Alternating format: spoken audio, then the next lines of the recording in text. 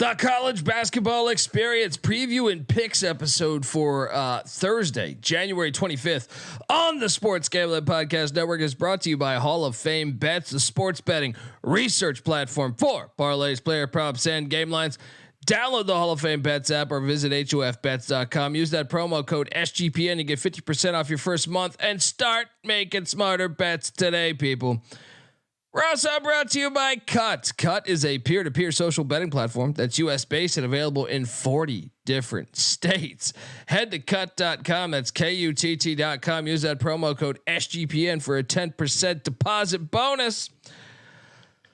We're also brought to you by the SGPN merch store. 15% off everything in the store for the end of the month or till the end of the month with the promo code playoffs. Yes, 15% off everything in the SGPN merch store to the end of the month. Promo code playoffs. And remember, as always, folks, too, let it ride. Hey, this is Pac-Man Jones. You're listening to SGPN. Let it ride.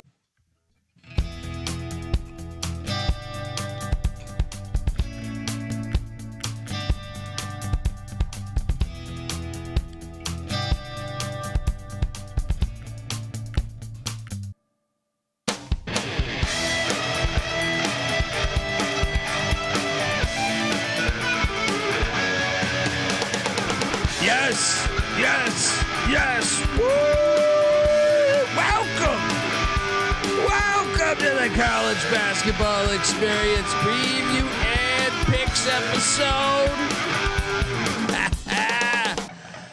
Oh boy, 41. Finally hits with a bang. Get that birthday cake shit out of here. Because that was horrible the first 3 nights, but we're home. We're back to where we should be, folks. If you're wondering who the hell you're listening to, well, my name is Colby Database Dan, aka Pick Dundee. That's not a pick. This is a pick. He was raised in the land down under, where a man thinks on his feet, speaks with his fists, and lives by his wits. When Dundee happened, he was a superstar. I smoke and I drink and I don't have stress and I'm healthy. Oh yeah, comeback season in full effect. Currently 14-7 ATS and a couple decent plays besides that. Shout out to Knicks BK. You guys made me love college basketball. In my opinion, Knicks BK. College basketball is the greatest sport on the planet. I love college football, but it's a little too corrupt. It's got a little boxing to it. But college basketball, still pure, uncut. You know what I mean? It's like you're getting it straight from fucking Columbia in 1981, as opposed to, you know, some of the other stuff out there. I am joined by my co-hosts. Give it up for former video coordinator for Hall of Fame coach Bob Huggins and Frank Martin, host of the Ryan and Rush Show, host of the Big 12 College Experience. Give it up for Ryan McIntyre, aka Money Line Mac. How you doing, brother? Hey, a lot better, man. Like I said, we weren't going to be down long, so good night. I think I'm going to finish here 19-13, so we'll take that any day of the week. That's a winning night. Yeah, 14-7. Yeah. So I mean, hi, how are you? I don't want to even talk too much shit because it was a three days of darkness. I was lost. Couldn't find my way home to find didn't have the key. Didn't have the fucking key. I turned 41. I'm all fucked up over here. I'm building random shit, as I said on the other show. So I lost who I was, perhaps. But I'm back. Shout out to old Rebecca Backseat LeBaron giving us $10. Love old Rebecca Backseat LeBaron. Appreciate you. Full circle, boys. Don't think we will see Mean Green losing green tonight. There we go. Mean Gene, the guy from last night. Oh, I'm sorry, Mean Green. I can't fucking read. That's the first symptom of me being back. Past 3 days, I read fucking perfectly. Tonight, I already can't read. That's what I'm fucking talking about.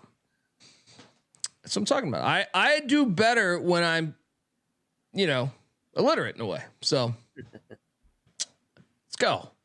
Let's recap. We got not enough time to bullshit on this episode. This is like that. This is a tough episode. Yeah. This is the one where you just gotta. You got to hammer through this one because there's 60 games. You got to recap 50. Saturday's tough, but Saturday's always like so fire because you got all those big Saturday games. Yeah, shout out to Biggest Scumbag, great name, Colby. I'm praying you went light on East Tennessee. I put $100 on East Tennessee State. That was not light, but I did lose as dude. They almost lost outright. What's happening with this VMI team? So, oh my God. I feel like now is a perfect time as any just to lead off the show with this. We were BSing last night. We gave out a 17 parlay. We've never, ever done that on the show before. And it was one leg off of hitting. And this was the leg. However, the money line parlay did come through. We were tagged in. Somebody actually just took all of a money line, which is what I suggested last night. East Tennessee State, Furman, Virginia, Alabama, Northwestern, Southern Miss, East Carolina. I don't know how. I don't know why. I don't know what was in Dundee's mind. Hey, let's just give out a parlay tonight. Let's do well, one I of had these lost. I had gone something awful. I had gone like 11 and 32. The three, something. I'm talking out of my ass, but it was something like that. So I just thought, sometimes you got to trust your gut.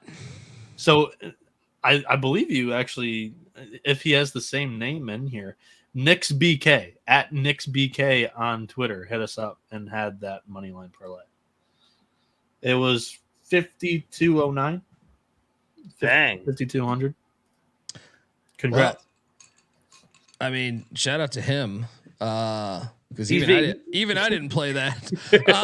I appreciate you there. He's much better than what did we go on Saturday? You were we both were like a combined like 80 and like 39 or something, and people were like, "You guys cost me my 8-leggers." So you guys just aren't that good at those guys aren't that good at picking the parlays. I mean, shout out to that guy. Yes, and the round robin situation there also. If you did, I don't know what I mean. Let's talk about VMI though. Should we be concerned about them winning the SoCon? No, but fucking East Tennessee, man, that was a smash spot. That was fucking awful. They never really had a chance at covering. I kept waiting for them to pull away, and then VMI just kept coming back. I'm like, well, this game's dead. Let me go watch real basketball because this is awful. I actually if you go chronologically on the way the games ended, it's actually a horrible start. I don't know that it necessarily went this way because of fouls and everything, but we had Georgia -2.5, and Georgia won 68-66. So technically, we started out by the way the games started 0-2. Good win for Georgia, though. We should talk about them a little bit because they are now sitting there at 14-5. Yes, they are. Are we looking at a March Madness with Georgia and South Carolina both dancing? I don't know about that. They got a lot of work to do, and the SEC. I feel like the SEC has so many teams that are just jumbled up. I mean, you got the top tier with Bama, Auburn, Tennessee, and Kentucky, and then you kind of got the drop down with Carolina, Georgia, Florida, A&M, Ole Miss. I mean, it's kind of Mississippi State. It's kind of all over the place. Shout out to Peyton Manning Dant, who gave us $20. You better have gotten me one of those cheap Chinese IKEA cribs, or I'm pissing. I'm gonna piss all OC'er you dad. You better not have gotten me one of those cheap Did Chinese. I not read that IKEA. correctly? Yeah, you did not. What did I say? You better not have gotten me one of those cheap IKEA. Look, I don't do cribs. the IKEA thing, or he's gonna piss all over you. I'm sure he'll piss all over me anyway, but just like LSU pissed on me tonight. But IKEA, let's have a conversation about IKEA, because we know we have to do a 2-hour show, so I like to make it 2 hours and 30 minutes. IKEA, are you a supporter of IKEA? I mean, I don't really have a strong opinion on it. Why are you? No. I mean, I'm anti IKEA. Yeah. Just it takes too fucking long to go through their store. All right. They purposely make that shit like like you're at fucking Legoland or some shit where it's just like a fucking maze. It's like a fucking maze. You got to go through all this shit. They have a random fucking cafeteria. I don't trust cafeterias in the middle of a fucking furniture store. All right. That's just a bad idea. All right. I just can't get on board. And I like a couple times I did get their shit back when I was like 20, when I moved to LA, it was all trash. It broke. One of them, I think it was like the first time I had sex on this fucking futon. The shit was all fucked up, and it's horrible. That place sucks. And I'm anti IKEA. Welcome to the college experience. How you guys doing out there, folks? We're back. All right. Shout out to Randy J. Gave us $20 as well. Yeah, I guess that's not bold. Is that bold or is that sarcasm, Chad? Anyway, yeah. Bed Bath and Beyond. I got gifted a Bed Bath and Beyond gift card for my I want to say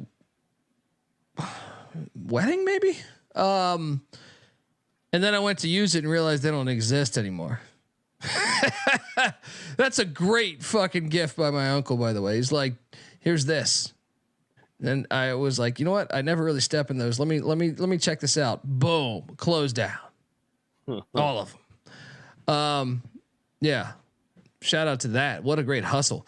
So anyway, my point is IKEA is a lot like the new SEC. 16 teams is way too big for a fucking conference.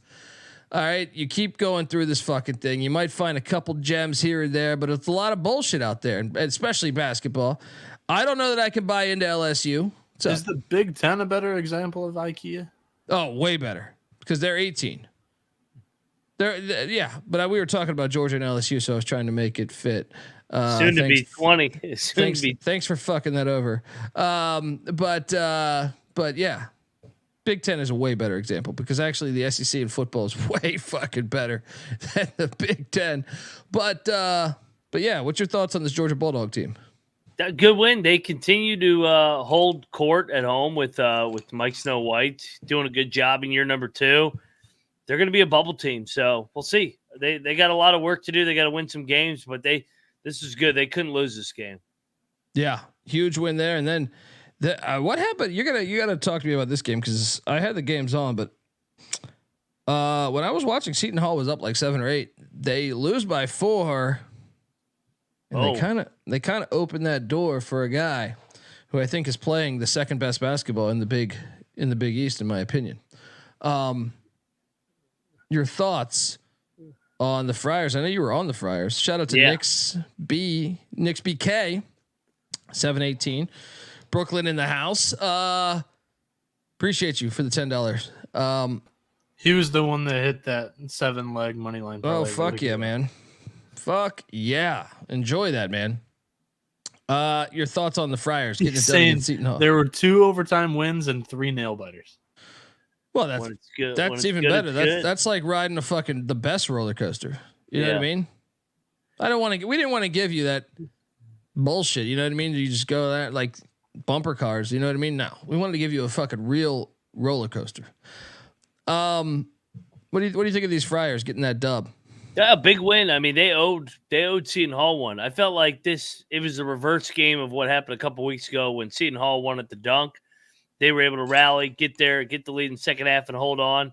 Same with Providence. They needed a win like this to get back on the bubble in consideration. They dropped all those games after Bryce Hopkins. So Kim English doing a good job. And Saturday's the game. Ed Cooley coming back to the dunk. You also got the Snow White game too. Yeah. Snow White against Florida, both like at the same times. Yeah. Also, Clark Townsend saying no Kaderi Richmond played today either. Yeah, he was out. That's kind of a big fucking piece. Seton Hall just goes through fucking droughts, even with Richard. I mean, they just, I like them. They're tough. They defend, but they struggle to score at times. So they got to get healthy with Richmond. Yeah. Radford got drilled by Asheville. Your thoughts? I know you're close to the program, so you can go light on them.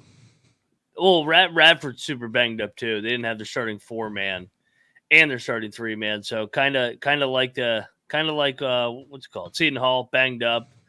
Asheville's good. I mean, good win for them. Yeah, and then I think our best play of the night, perhaps, double lock Furman against Samford. Welcome to the SoCon. Furman still saying this is our fucking conference. I don't even feel like we really sweated that much in this one. Easy. Yeah. Samford was due. Like, for God's sake, they had to lose one of these games. Furman still the king in this league right now until somebody knocks them off. I mean, they won an NCAA tournament game last year. Bobby Ritchie won his 150th game. They got a good program. Rematch here in a month. Nothing to be ashamed for if you're Samford. I mean, you won fucking 17 in a row. You weren't running the table. Yeah. High Point stays red hot as they drilled Upstate. They might run the table. Oh my God, dude! Who the fuck? What's going on over there? What's going on over there? What happened at High Point? They had a meeting. They had a fucking meeting this offseason. Chattanooga, we should have. Remember, you asked me if we should bet this. You should have. My apologies. I let us down here. We still took Chattanooga. Yeah. Chattanooga 79, Wofford 65. I thought it'd be a lot closer actually, but I thought Chattanooga was gonna win. But yeah, nailed that one. Also, Citadel and Mercer happened. Depending on where you got the line, Mercer, I believe on the show last night we called it a 2. Was it? The 2 or 2.5. Yeah. So either got it right or pushed. And then this play, we're a couple of fucking geniuses. There is a machine out there. You know, I watch a lot of dumb shit as far as just whether it's forensic files, whether it's FBI files, whether it's fucking Dateline. I don't know. My wife watches that all the time. The amount of fucking people that go to the ATM where you know they have a camera, unbelievably stupid. Like, this guy would have gotten away with a lot of shit had he just not done that. I was watching the other day in Long Beach, and Southern Miss is that ATM. Yeah. There's no camera. There's no fucking camera, guys. All right. Took the long route to get there, but there's no camera on Southern Miss. You know what I mean? They got that. I mean, there kind of is, I guess, after that Brett Favre shit. Yeah. So maybe there is, but I don't know about it yet. Maybe they'll call me in one day. Your thoughts? This was so fucking easy. I think they're better without Corbello.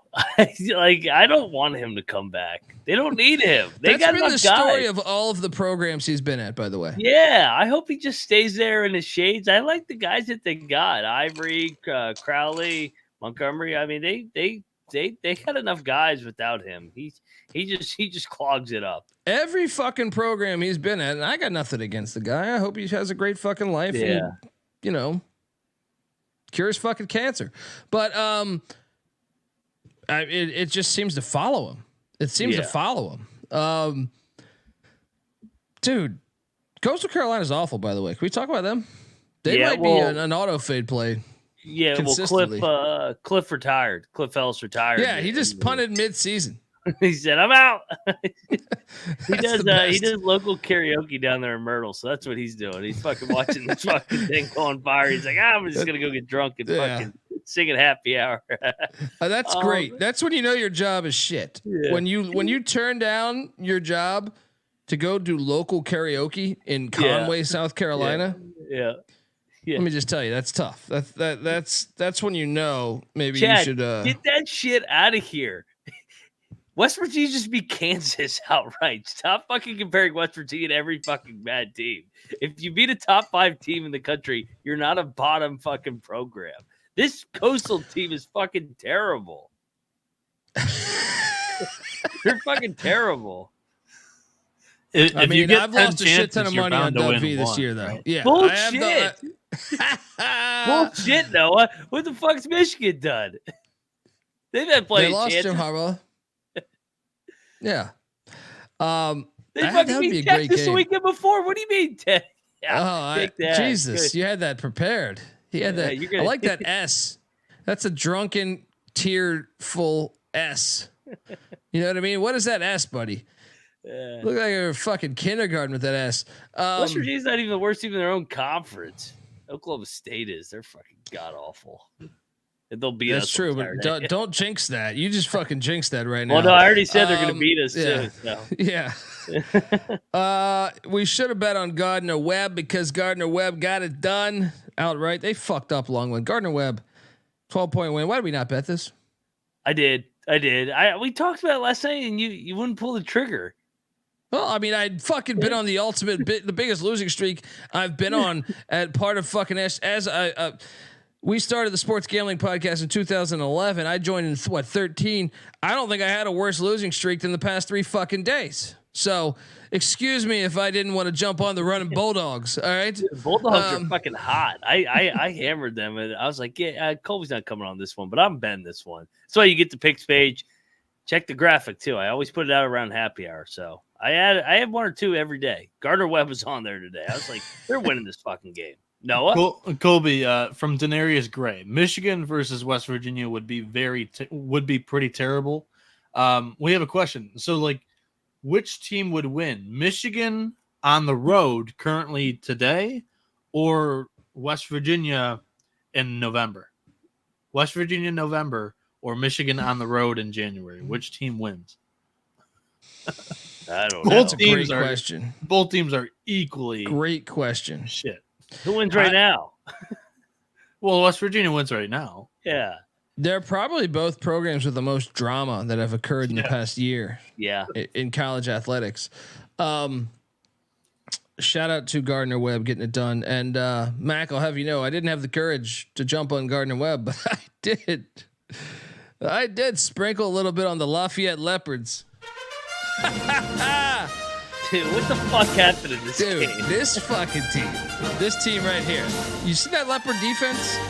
Yes. Do you see that Leopard defense? Don't fuck with that Leopard defense. You're the one that tipped me off to Lafayette. Now you never follow me into the darkness on Lafayette in the Patriot League. You're the one that started. I started their streak. I started their streak when they were 1-12. I took them 3 in a row. I said, all right, they're too hot now. I got to get off them. And they keep winning. So what happened in this game? Because Loyola controlled the whole first half. And then I look up and they're down 20. They scored like 6 points in the second half.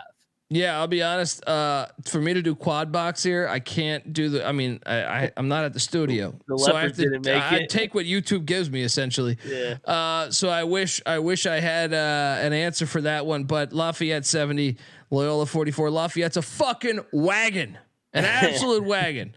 Yeah. It's fun. It's fun. Moving along. I tried to bring you in on Jimmy Larinaga. Miami 73, Notre Dame 61.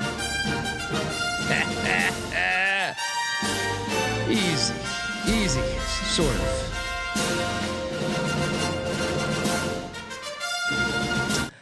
I mean, it was a little sweaty, but towards the end of the line, yeah. I just felt like Miami was due, man. Miami was due, you know. Not as bad as a team as everyone thinks. Yeah, I agree. They've been struggling, so but I mean, good win for them. They play Pitt on Saturday, so I'll probably be on Miami. We got to take Miami on Saturday. Yeah, definitely. And then game of the night, maybe Greensboro and Western Carolina. Woo! Cats did not get it done. Greensboro wins in overtime, 85-82. I almost took Greensboro. Dude, the guy for Greensboro, what's his name? Brown Jones, I think it was. I did watch this game. Yeah. I think he dropped like 41 points tonight, if memory serves me correct. Something like that. Big win for Greensboro. Dude, the SoCon, SoCon is so great. I feel like they've been under fucking covered for like 5 years. The SoCon is one of my favorite like Where I was at with the Missouri Valley's up this year, and I always loved the Missouri Valley. Back to the '90s, I was I didn't get the Missouri Valley on my TV growing up in the DC area, and but I always appreciated it, right, from like a box score point of view. I feel like the SoCon is like the new Missouri Valley. Like over the past 5 years. Now I know the Valley's really up this year. They were shit last year though. I love every game. Like I said, like almost every game you watch in the SoCon delivers. Your thoughts on this one? Yeah, honestly though, over the last 5-6 years, if you just take out VMI, Citadel, and Mercer, the programs of Sanford, Greensboro, Furman, Chattanooga, Western Carolina now, Wofford, and ETSU have all been good, really good at one time or another. So you got to – I mean, I love this league. I'm with you. I can't wait for this tournament. It's always a great tournament. And I mean, this year you look at it, Sanford's great. Greensboro's great. They both have won bye games. Furman, they were banged up, but they're always going to be in the hunt. Chattanooga, Western Carolina, they won at Notre Dame. So – and then you got Wofford and ETSU. They're a proud program. So it's going to be a fun month plus coming down the stretch in the SoCon, per usual. Yeah. And G-Dub did cover by a 0.5 point for us. Whew. This fucking little sweaty. But we got it done. Colonials cover 8.5 in Richmond, Virginia. Your thoughts on this one, buddy? Dude, I couldn't find the fucking game. It said it was on USA, and it wasn't on USA, so I followed the score. G-Dub controlled the game. They bumped it. They bumped it for an NCIS. Anyway, yeah. I mean, dude, can we talk about Richmond? What, they won 9 straight? They got Denton here on Saturday. Both undefeated. Chris Mooney. Yeah. I thought this season was regression. I mean, I think he's a great basketball coach, but I was like, they lost Burton. They don't have Jacob Gilliard these days. What's the big man that was hitting threes? Golden, yeah. I'm so pissed that's on a Saturday. If it was a weeknight, I would have went. Yeah. So I mean, I am like, I thought about making a top 10 list with the graphic today of like the top 10 biggest surprises in college basketball. I didn't even think about Richmond when I was consuming when I was, putting my list together. They have to be in there. Like this was not supposed to be a year where they were supposed to be good. No, but this is when Mooney does Mooney things. Like you said, they're 14-5. They've won 9 in a row. Their last loss was December 9th against Florida. Their only losses are Florida, Northern Iowa, Wichita, Colorado, BC. They've lost to good teams and they've beaten good teams. I'm interested to see how they match up with Dayton on fucking Saturday, because Dayton obviously athletic, but Richmond plays their style of basketball where they're just going to grind you with those back cuts, the Princeton style. So shout out to Coach Mooney, man. He's glad he's healthy, man. Getting it done. And then how about them Troy Trojans? We didn't bet them, but they did beat the piss out of Texas State, 78-65. Yeah. I don't know. We don't need to do a deep dive on that one, but I can do a deep dive on this one because Navy Bucknell was a fucking pain in the ass. Navy plus 7.5 does not hit. They lose by 8. And, I even, did throw together a little Army Navy parlay. Unfortunately, your thoughts on this one? Yeah. I love, I like this Navy team, man, but they gave this game away. They had the lead in the first half, had to get under control, but Bucknell continues to overachieve. So shout out to the Patriot League. We'll talk about Army here. They got across the finish line earlier. Dude, we should have locked American. Let's talk about that because we should have. They fucking killed that was them. So obvious. That was so fucking obvious. American minus 11. They win by, I think it was 20, and get it done. Bradley Murray State was quite the game. As Bradley was up big, Murray came storming back to make cover, it, baby. Yeah, backdoor cover there by the Racers. We both took the Racers, and then the Wahoos get it done. I mean, look, Pussy Pack on the road. The Pussy Pack on the road in Charlottesville. You would think that's a match made in heaven, but Tony Bennett, this was sweaty. This was very sweaty, but we got it done as Virginia wins 59-53. Eked it out. Your thoughts on this one? Because this one, I think I saw you tweet about this, but your thoughts on this one? Oh, God. But, I mean, they dominated the fucking first half. They were up 15. They held NC State to 15 points. I don't know what happened, man. They got conservative. NC State made some fucking Hail Mary threes down the stretch, got it to overtime. But, hey, we got to cross the finish line. So shout out to the Wahoos. Yeah, I mean, come on. The Pussy Pack on the road in general. Pussy Pack's going to be pussy at all times, but I mean, especially on the road. So easy play on taking the Wahoos. It made you look. You played it. It took you for a roller coaster, but you got it done. Always. Maryland 69, Iowa 67. I do believe there was a little lock battle between two people here. Terps, baby, fear the turtle. I mean, what the fuck is he doing back there? What is he doing back there? He's hiding. He's thinking about Harbaugh. He's writing more shit on a piece of paper. Sorry. doing other shit in the background behind the curtain right now. Watching the tribute video to Jim Harbaugh. Yeah, where we came from in 2016. 3 playoffs. Thrown. Iowa didn't make a field goal in the final 5:40. Yeah. Of this game. Buddy, I wanted to stay away because I can't trust these, but I took Iowa with you. And I mentioned Greg Peterson's stat. It's broken now. The first time they haven't scored like 75 at home in like 2.5 years. Is every Maryland game the same? I feel like every Maryland game comes right down to the wire, and it's like, hey, if Jameer Young makes it, we win. If not, we lose. Dude, Iowa, how the fuck do you let him just drive it in with his left hand? He goes left. Are you fucking kidding me? Time. Are you kidding me here? Soft. How does nobody try and block it? Yeah. But hey, good win. The Terps are going to find a way in the dance. Watch. They always. I like do. the Terps. I think that I was looking at this weekend slate. They get the Cornhuskers. It's an intriguing game, more intriguing than when we were doing this in November. When we were previewing, I was like, now it's like it's a pretty exciting game. Terps get it done 69-67. Mac wins a lock battle against Bieniek. This game tonight was like the epitome. Like it was like at the peak. Nothing had gone right in the early slate. I was ready to just go to sleep, wake up at midnight for this show. I was ready to just turn off the day. Like wake up at 5, go to bed at 10, wake up at midnight again, do it all over. But no, it turned around. But Jesus, dude, terrible day from like 5 to like 8.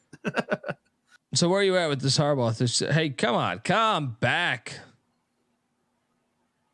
What's happening? Sharon Moore? Yeah, hopefully. Brian Kelly, please no. Please no. Didn't they say the guy Fish? No. Jed Fish. He's at Washington. No.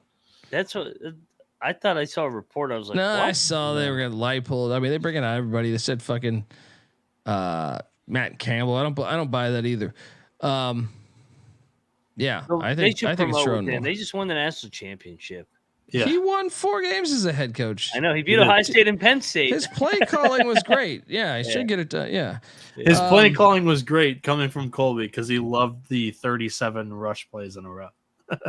I mean, he won the game, right? He did. He did what he had to do, baby. You get all these jackasses that think that you have to throw the ball every fucking play. They don't even realize that if you have a clear advantage like Michigan did in that Penn State game, why call a pass? Hey, real quick, I haven't even talked to you about this. Were you surprised that Bama didn't promote within and they went to Bauer? Somewhat. Yeah, I was too. I was kind of surprised that Saban didn't handpick it, but I mean, yeah. I still think DeBauer was like a home run hire for them, but I mean, I don't know. I mean, they didn't have. I mean, Tommy Rees. Like the staff had been depleted over the years. I feel like maybe if Sark was still there, they would have done that So I don't know, something like that. But Central Arkansas lost by 17 to Queens. Queens, we should have locked this. We should have. I actually took Central Arkansas on the picks page because I just thought Queens is they fell apart recently. But nice, they dropped to almost 100 points today on Central Arkansas. Your thoughts? Yeah, I mean, Queens, they're good at home, so it's something to monitor. We should have locked them. That's on us. Well, the Army Black Knights were also on us, and they won 69-59. Again, I can't believe they won by 10. A 10-point win in the Patriot League is like a 50-fucking-point win. I salute you. They didn't play good ball. Dude, you look at the stat sheet in this game, and it's fucking hilarious because it's like the guy their top performer is a guy that dropped 8 points because he got 7 boards, I guess. But I mean, fucking hilarious. Boston was at home and they shot 23% from 3. That's not going to win you a lot of games. The Case Gymnasium was a little dead, in my opinion, as the Black Knights stormed in there and got it done. Now we did eat a big old bag of shit on Old Dominion. As JMU wins by 16 against ODU. I got nothing here. Chat was right. I was wrong. No, they're the best. I'm the worst. Yeah, I know, but I felt like everyone was like, "Why would you take ODU here?" Okay, It's because they always take ODU. I mean, you're playing the team at home for the second time. Rivalry game. How do you not get up for this? Dude, right out the gate, they were down 20. I feel like within 7 minutes, like they were down 20. Yeah. JMU's at App on Saturday. Can't wait. Yeah, me too. Fuck. Noah, your thoughts on this one? Noah wins a lock battle against both of us. It was never close. This was a good handicap by me. Just fade you two who always take Old Dominion. And it seems like you're always on the opposite side of James Madison too. So I just don't believe that they're this good this fast. Well, I'll be honest. They've been dog shit the last couple weeks. Fading them has been an actual. It's been good the last couple weeks. Dog shit, but they're still winning. Like, yeah, I get your point, but at the same time, like I'm sitting there, I'm like, Patty C, obviously graduate of JMU, and I'm texting him all the time, and I'm like, I just don't believe they're this good this fast. So I am a skeptic, and I'm going to continue to fade that. Maybe on Saturday in Boone. We'll see. We'll see what that line is. But yeah, ate a bag of shit there. Also ate a bag of shit with St. Louis. Man, Travis Ford. Good God. What a fucking dude. Good fucking God. Did you see this game at all? No. Like maybe 5 minutes. 5 minutes, I would say. I need to look it up because every time I looked up, it was just a wide open white guy from Davidson just shooting a wide open three. And I'm like, come on. Like, that's all they fucking do. Yeah, they finished 10 of 29. I guess actually they didn't shoot it as well as I thought they did. But come on, man. You're supposed to have the athlete, St. Louis. That was fucking awful. Never again as a favorite will I take Travis Ford. I mean, that was embarrassing. At home, 23-point loss. Davidson? Unfucking believable. Worst loss of the night, probably. ODU, actually. But we bounced back. Yeah, it's true. We bounced back with the Thundering Herd. This was maybe our best play of the night. Maybe our best play of the fucking night. As we got it done. 77-68 against Georgia State. I don't need to talk too much about that. How about the Ram battle though? Rhode Island's. Can you understand Rhode Island this year?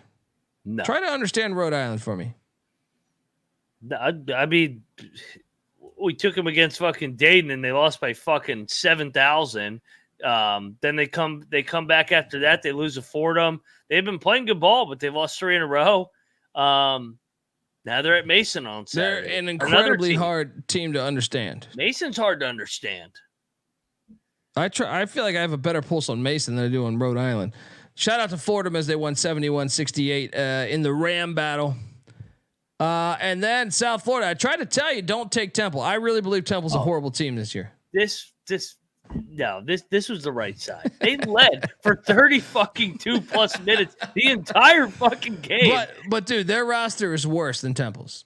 They should have beat South Florida twice. They blew both games. I've watched both of those games. They were the better team in both those games. I know South Florida's good, but Temple was better than them in both games and somehow did not fucking win either game. Kashawn Pryor went for 20 and 10. Oh, he made all a the difference. Bullshit all the difference. Fadeaway three that he didn't even have his eyes open. Dog. He's end, a dog. Like, oh my God. It was the luckiest. I'm fading USF. Fuck this team. I feel like this shit. This and Rice, the two most aggravating losses of the night. Because Temple was the better team. Temple should have won. North Alabama. I was on the right side. You of North didn't lose Alabama. Iowa. I mean, you lost the game outright. They didn't make a field goal in the final 5:40. That's frustrating as hell. They're up 10.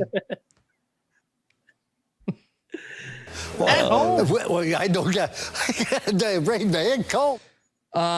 North Florida beats Kennesaw State. I did call this correctly. Didn't bet this, but and you were right. We should have locked up Winthrop as they drilled Charleston Southern. Oh my God, that was like 20 at the first media timeout. And then we nailed this one, but holy fuck. This one, see, people that were shitting on me over the past 3 days, fair. But I felt like this one felt like a Sunday or Monday game here. Because Alabama, they didn't need to do this to us. But they still cover -3.5. Bro. But holy fuck. This one felt like a game on Sunday where I was like, I'm going to lose this fucking game. I'm going to lose this fucking game. How the fuck am I going to lose this game? But we got it done. This was a triple lock. Put that in your pipe and smoke it, motherfuckers. All right, get the fuck out of here. Bruce People call Pearl. us idiots. Yeah. It's okay. It's okay. Never in doubt. They're just words. You know what I mean? Oh man, this one got sweaty. I thought Sunday was showing up again. Your thoughts on this one, Mac? Did you see how it ended? Yeah. I did. Guy hits a three. Yes. I'm like, oh my God. Yeah, Bama was the better team. I can't wait for the rematch. These two teams, what a shit show. Every game is. They fucking hate each other. They foul the hell out of each other on every play. Every shot is so out of control. How many blocks did fucking Broom have tonight? I feel like he had 20 blocks. I felt like every play was a fucking block. But yeah, what a fucking ending there as we cash out. Oh man. I thought we were fucked. I really thought we were fucked here. Triple lock though. We got it done. And then that Auburn crowd. No War Eagle in here now. Roll, Tide, roll. Yeah, we got a lot of shit for that pick last night. That 3 at the buzzer. Like Sanford too. Thankfully that 3 at the buzzer didn't count because that would have been just the all-time backdoor as they put 0.4 seconds back on the clock. I know. I'm like, what the fuck's that about? The game's over. Just nuts. Well, no, stay here. On Twitter, from @Josh_insights, unranked home favorites against ranked opponents are now 56-20 straight up. That's 74% over the last 2 seasons. Yeah, we take them every time. I know. We might need to fade that now that it's actually going. Well, I don't get. Dude, I think it's just a result of the transfer portal and guys in like their 7th fucking year. I mean, shit, there's guys in like their 7th and 8th season. It just makes it incredibly hard to forecast in a way. You know what I mean? Like that's. I think that game is, and this is why I would argue to anyone out there that says college basketball has gotten worse than like I grew up in the heyday of TV ratings with college basketball in the 80s and 90s. I think college basketball is the healthiest it's ever been right now. Like past 5 years, it's the healthiest it's ever been, in my opinion. Yeah, yes and no. Yes and no. Portal-wise, the whole tampering thing is an issue. Would like pay guys to fucking come over. Hey, you're not playing. You're not getting yours. You're not getting what you promised. Come over here. We'll give you $50K. That's a problem. But I do agree. The competition is great and the atmospheres are great. I would say to me, like players should have the freedom to fucking leave. They should have the freedom to leave, in my opinion. Now, I will meet you halfway and say that maybe they shouldn't play for 4 teams in 4 years or 6 teams in 5. Like, what does Musa C say on like the fucking 7-year plan? I don't know, but We'll be somewhere by the end of the year. I do think the sport's better for that, in my opinion. And I know Ryan's disagreeing with me, but before you didn't hear the stories. I still don't know why Musa Cisse is your cover boy for this issue. That's He the first really name. hasn't abused it too bad as What are you fucking talking about? He's Memphis, 3 times. Oklahoma State, and Ole Miss in 3 straight years. Yeah, but there's people that have done 4. Like you just use him because like he's the first name that you think of. For some reason. Well, because I know it was bought. Like it's the universities involved. The Miami Memphis, guard, Oklahoma State, the Miami and Ole guard. Miss. the Miami Yes, guard from Miami 2 guard years that was ago. at Cal. He was at Cal originally. He played for 5 schools. Who? Eric Yeah, but he's not Stevenson. there His anymore. last name's Moore. I can't remember his first name. Yes, it was like he was at Charlie. DePaul. Charlie Moore. That's And- the name, Charlie Moore. Yes. But what am I going to say him now? He's not even fucking relevant. He's probably playing in Bolivia. That's why you know say what I him mean? now. You know, No. that's why you No, say you use one that's currently playing in college basketball. he's the representative of that era, in my opinion. At least the NCAA tried to do a 2 transfer only. No, the NCAA fucked up. They had did. the opportunity. No, they had the opportunity to do this in the first place. But just like the NCAA in every other fucking realm, they're too late to do any of this shit. Right? They've been in the wrong for so fucking long, and that's my argument against, Ryan in the chat or whoever. Would be like, you never heard the stories before. You never heard the stories before of them blocking those fucking waiver transfers when all they want is a better fucking opportunity. I don't know. I'll argue this all day. Let's go. Another show. Yeah. got a lot of Noah, games. stay here though. Stay here because I do believe you lock battled us with Jacksonville State, Middle Tennessee, Shit here. getting it done. This was never fucking that close. I didn't even sweat. Good spot. Yeah. Easy peasy. Murfreesboro. That's where Middle Tennessee. That's where CUSA teams go to die. Murfreesboro. All right. Your thoughts, buddy? Me or Noah? Noah, the loser. No, this was an L pretty much out the gate as well. I know it's tough to win in Murfreesboro, but I just thought with Middle Tennessee's injuries, they've been somewhat questionable performing wise so far this season. So you know what it is. Middle Tennessee at home's always good, no matter the injury situation. I feel like, folks, I want to tell you the college basketball experience is brought to you by Underdog Fantasy. Underdog Fantasy has a way to play alongside your favorite fantasy players all season long. They got NFL, NBA, NHL, college basketball, and college football. Simply pick higher or lower on your favorite players' fantasy stats and cash in. You can win 100 times the money you enter with some spicy plays. When you sign up with the promo code SGPN, Underdog will double your first deposit up to $100. That's Underdog Fantasy promo code SGPN. Noah, you got anything you like on the card? Yeah, so we're gonna go with today. I gotta pull it up. Make sure the line hasn't moved on me since I grabbed it.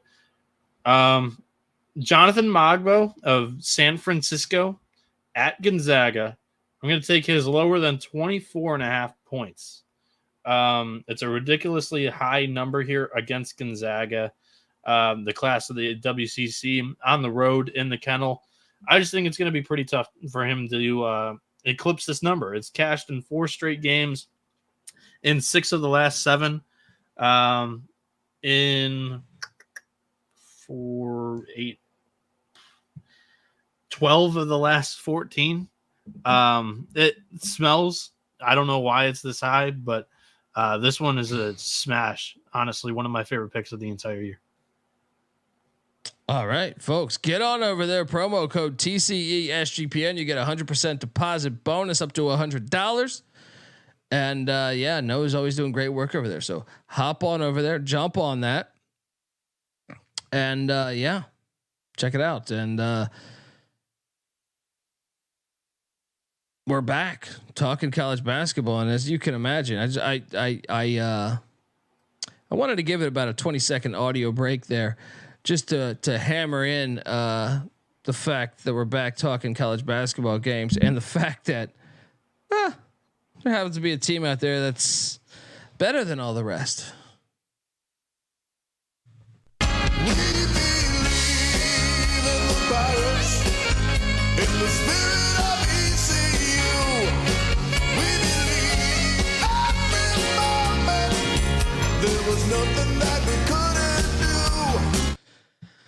I mean,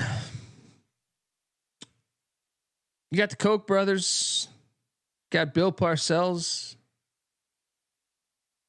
got all that, and you're fucking pathetic. You come into your bullshit little Shock Arena, whatever the fuck, the Koch Arena, and you do what you do. You lose to a better team. Just everything about ECU is better than Wichita State. We have football. You cowards got rid of your football team in the mid '80s, right before cable TV. Great fucking idea, you fucking losers. Yeah, sorry. I know we got some Wichita fans in the chat. Better luck next year. All right, ECU is going to win. I have a strong feeling we're going to win the AAC this year. Mac, your thoughts? That went 0 to 100 quick. I don't think you're gonna win the AAC. What do you mean? Memphis looks like shit. FAU looks like shit. Who the fuck's gonna win this then? FAU. I'll go FAU. But yeah, no, I was on ECU tonight. It fucking Wichita's ass this year, man. They have been terrible. So good win, ECU on the road. Ride it. It was a very easy handicap. Noah, your thoughts about ECU winning the AAC? So if you remember last night, we were looking for a 7th leg, and then we just went to the chat because we couldn't decide or agree on one. Shout out to Cannabis Capper, who immediately dropped ECU, and it was just made in heaven. Legend. Yep. 7-leg money line parlay. Southern Illinois did not cover the big number against Valpo. They suck. I watched this game. They were losing at half. They went up 15, then they gave it right back. That's the last time I take them. How about UTSA, dude? What's going on here? L. Ron Hunter loses in San Antonio at the Riverwalk there to the Roadrunners, who their defense still gave up 88. I know that's been an issue for the Roadrunners all year, but they're winning games this year, man. I'm so pissed I stayed off this one. I got scared off by the overtime game last game. But hey, let's go UTSA, baby. All day. And then this one, Rice cost both of us money. Whoa. Why am I playing that? I was trying to play the Lou Holtz. This is the worst. This is the most ridiculous loss of the night. There we go. Damn, Ray Van Colby. But they're counting down 7-6-5. I think every one of our listeners that tailed this one were definitely saying, the fuck is that? Shit. As Rice does not cover against Florida Atlantic. How did this happen? Bro. What was FAU's largest lead? Was it 13? I swear it was 13. Yeah, I think you're right. These fucking dumb motherfuckers fucking fouled down 12 with 30 seconds and FAU makes one of the free throws. What? That's go back to our rig conversation yesterday. In what world do you foul down 12? And it gets better. So FAU misses the free throw, down 13. Rice doesn't even try and attempt a shot. They run out the clock with 10 fucking seconds down 13. I'm like, wait a minute, you just fucking fouled trying to come back, but now you're gonna run out the fucking clock. I said, go. I fuck that school. I hope that fucking blows up. No, not really. But anyway, fuck it. Fuck yeah, God. This is the most frustrating I've been all year on a game. I'm like, really? Shout out to Julio who got it at 13.5. Stay sharp. Good for you. You're staying sharp. Good for you. This is the most ridiculous fucking logic I've ever fucking seen in my life. Fuck you, Rice. You guys fucking suck. Fuck FAU too. Hey, thank you. Look, I told you when I took Rice that you were doomed. Now I bet this. I lost money, but I expect to lose money when I bet Rice. I was taking a shot in the dark.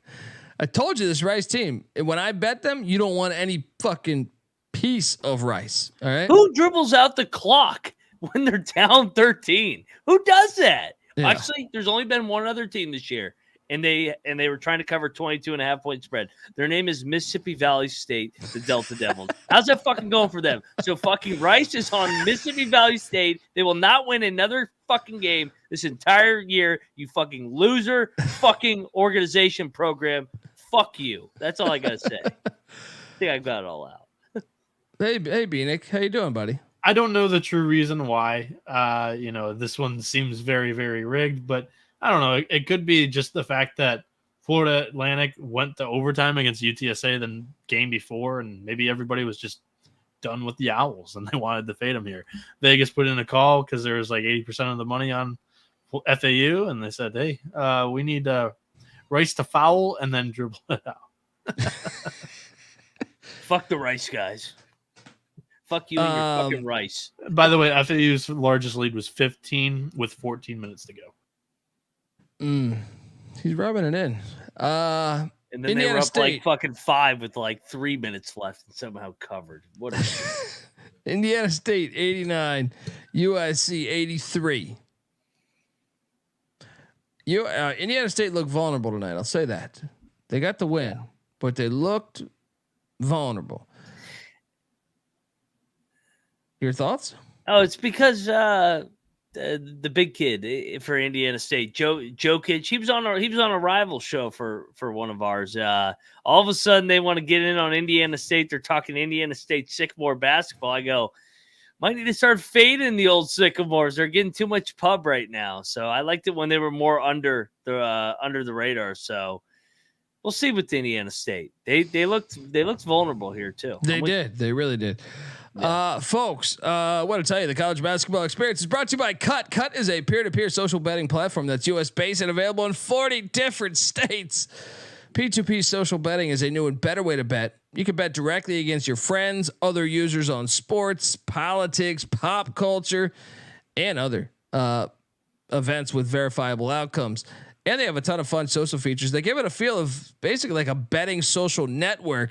Cut offers lower vig and fully customizable odds too. You can create your own bets, and get this, Cut handles the payment side of things, so you don't got to chase old Tommy down outside of his house. You've been sitting in the bushes for 2 hours waiting for him to come out of his house so you can smack him in his face and steal his money. No, you don't have to do that. All right. Social features include group chats, betting leaderboards, head-to-head history, user profiles, fan groups, and much, much more. Head to cut.com. That's KUTT.com and use the promo code SGPN for a 10% deposit bonus. We're also brought to you by Hall of Fame Bets. Win bigger by betting smarter this NFL postseason with Hall of Fame Bets, the sports betting analytics platform for parlays, player props, and game lines. Research every NFL, NBA, and soccer bet with historical stats and data. Stop betting in the dark and join over 30,000 users researching with Hall of Fame Bets to craft more intelligent, data-driven parlays. Download the Hall of Fame Bets app or visit HOFBets.com. Use that promo code SGPN to get 50% off your first month today. Start researching, start winning with Hall of Fame Bets.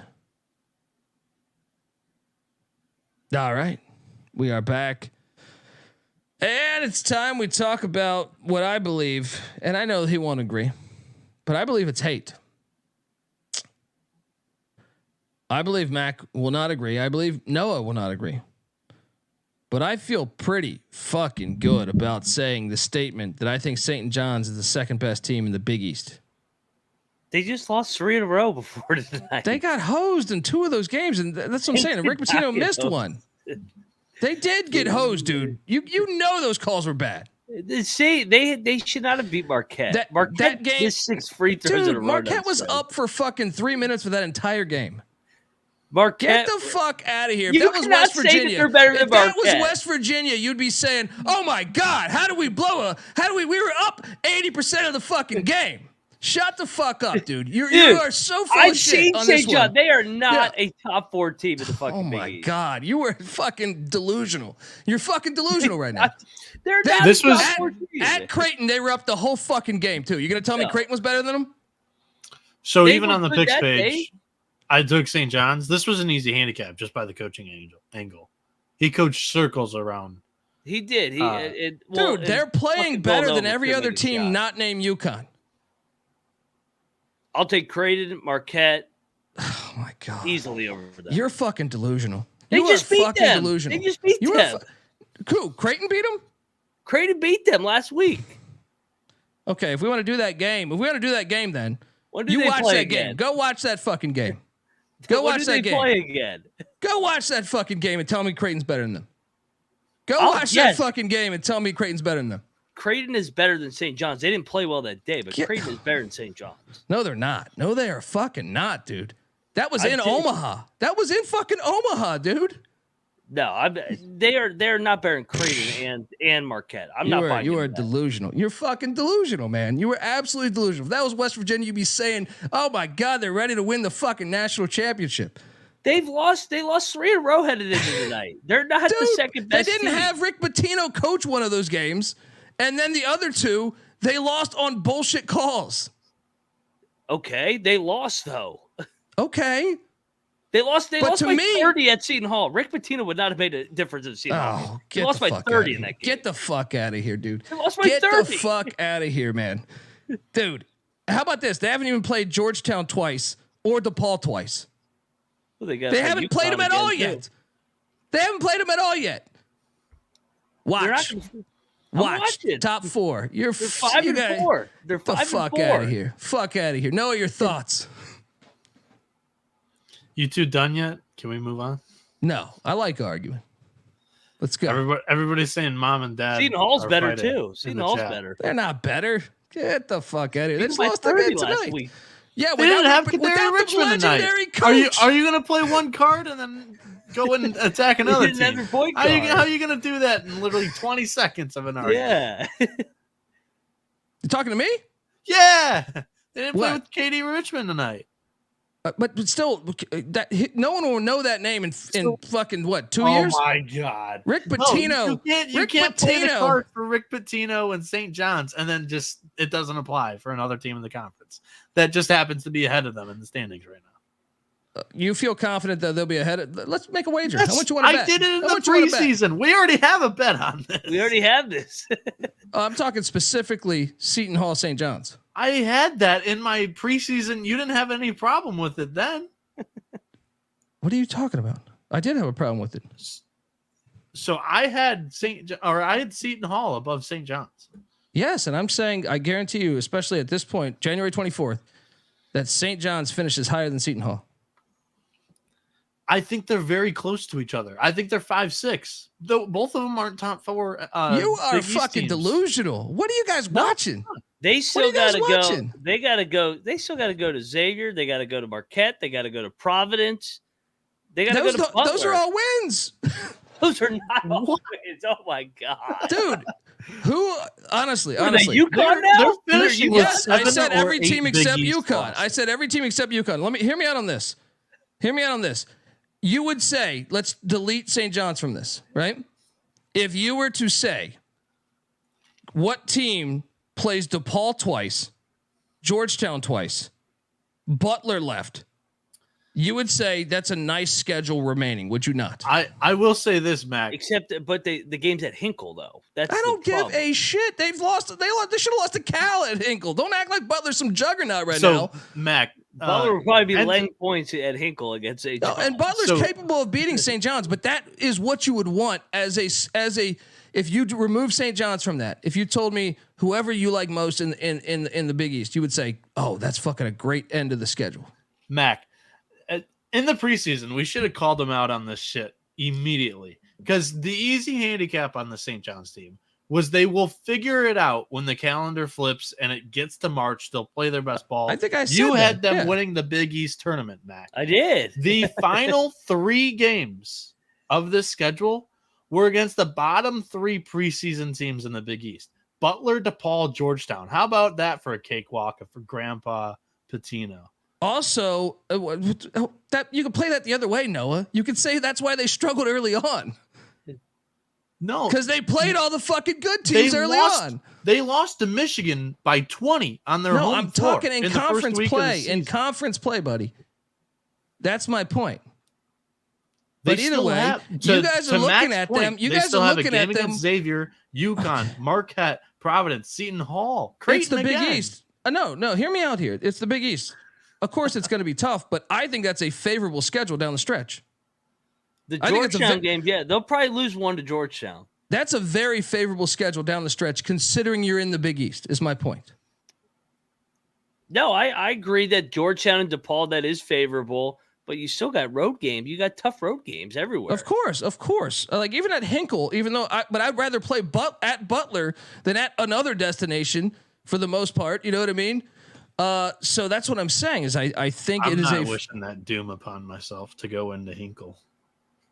Buddy, you're fucking delusional. I told you they're going to finish fifth. They're going to finish second. They're going to finish second. I cannot wait. I cannot wait. So who do you got number 2 right now? Right now, who do you got number 2? They just won at St. John's.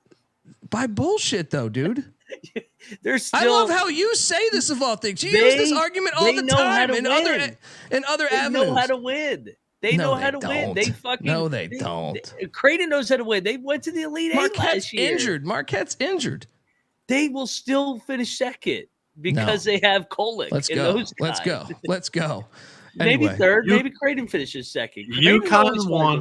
Obviously, UConn's won. Marquette 2, Creighton 3, Villanova 4. Villanova. St. John's 6. Villanova 4. My top Get 6. Villanova out of there. Get Villanova 4. Yeah, St. John's. What are you watching when you turn on the tube? What are you watching, buddy? What are you watching in these big games? I'm watching basketball. Anyway, let's go. They're 4-4. They have the same amount of losses as St. John's. Yes, but one looks awesome. Like St. John's losses. St. John's losses.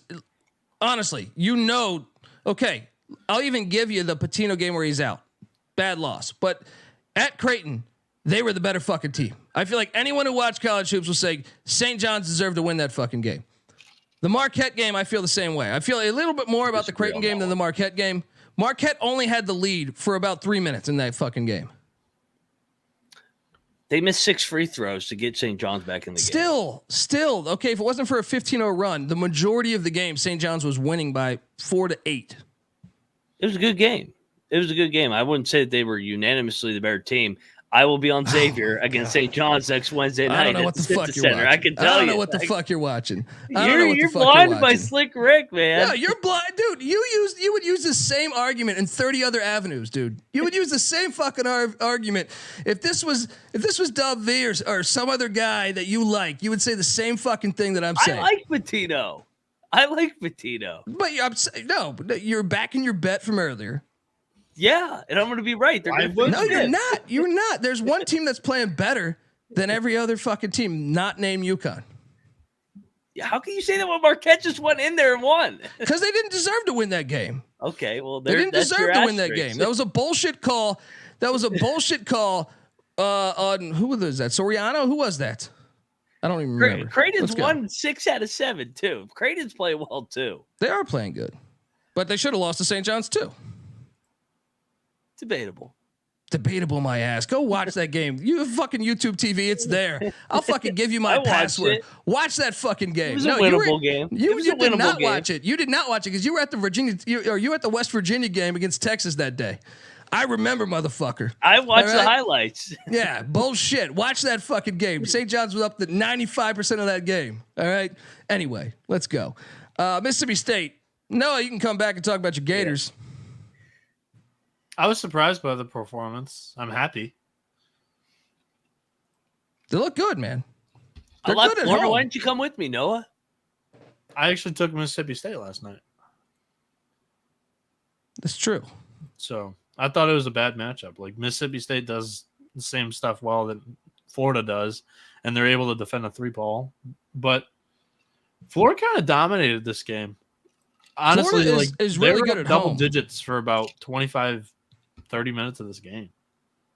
They were ready to blow it at the end, but Florida's good at home. That's one thing I've learned is that even that Kentucky game that I hit on, Kentucky should have lost at Florida. Kentucky's good at home. I'm sorry, Florida's good at home. They make shots there. That's what it comes down to. They're kind of a front runner team. The more and more I watch them, like if they make a bunch of jump shots, a bunch of threes, they're good.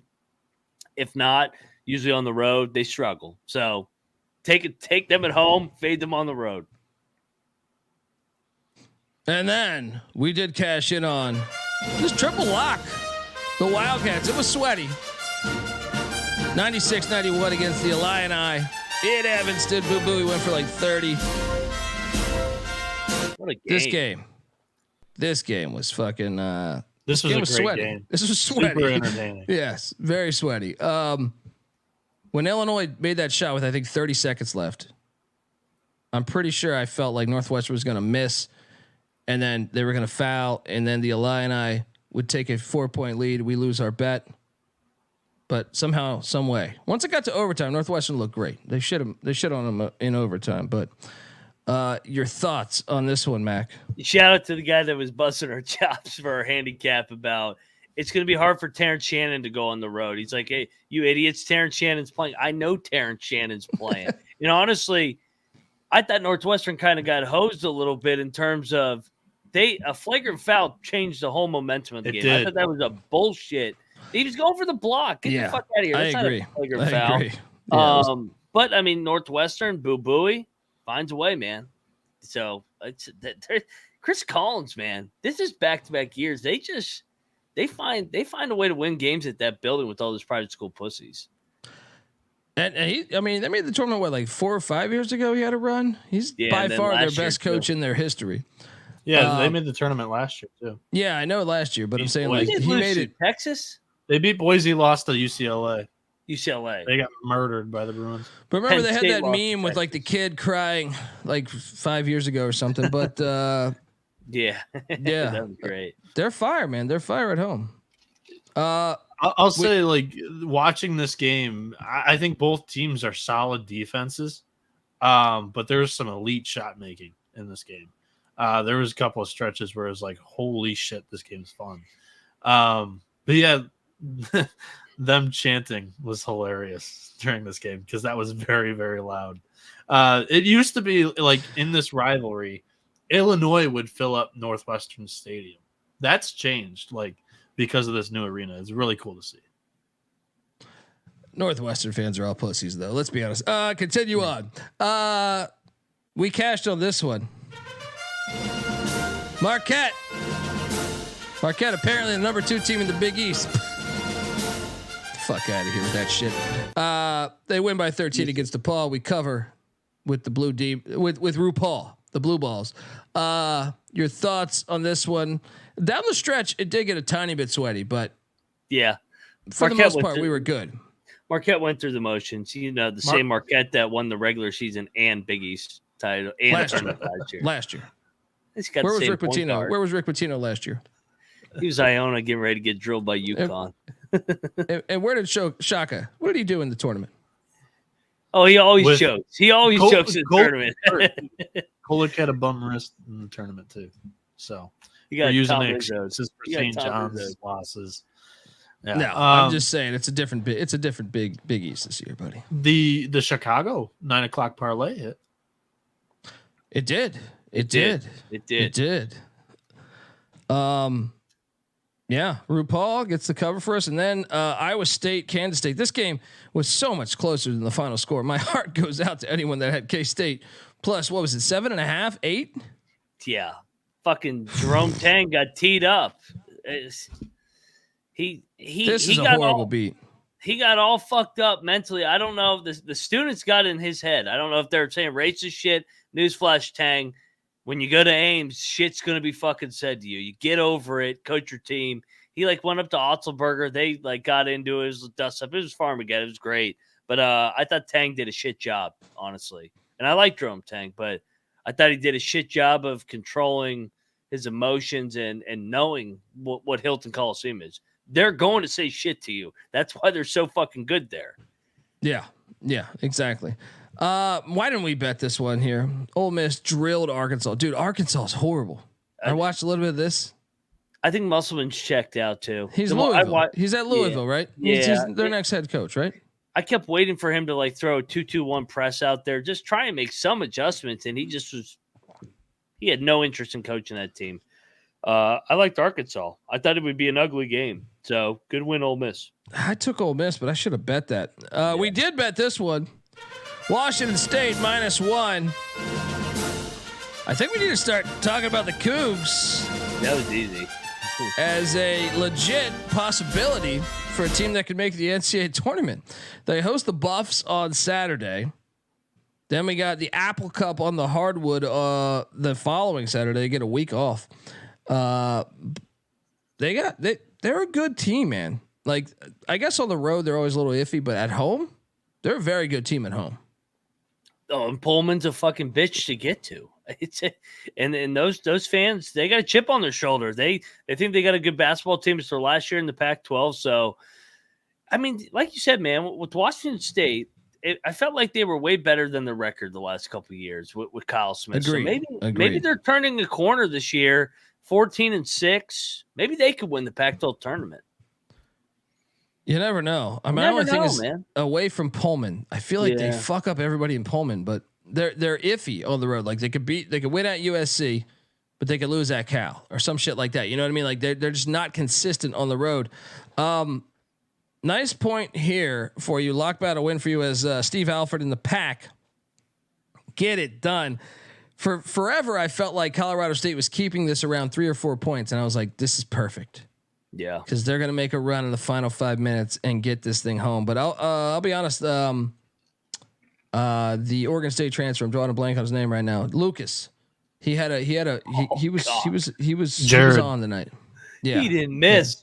He didn't miss. He's out of LA too.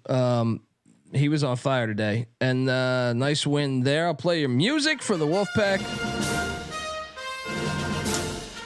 And then the Colorado Buffaloes did get it done against the Washington Huskies.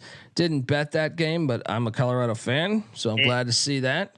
So last night I kind of was leaning Washington, and then the more I looked at it today, I'm like, Colorado hasn't won a road league game yet. They're due for one here. So I ended up coming in on the Buffs here. And this was the first time Tab Boyles won in Seattle.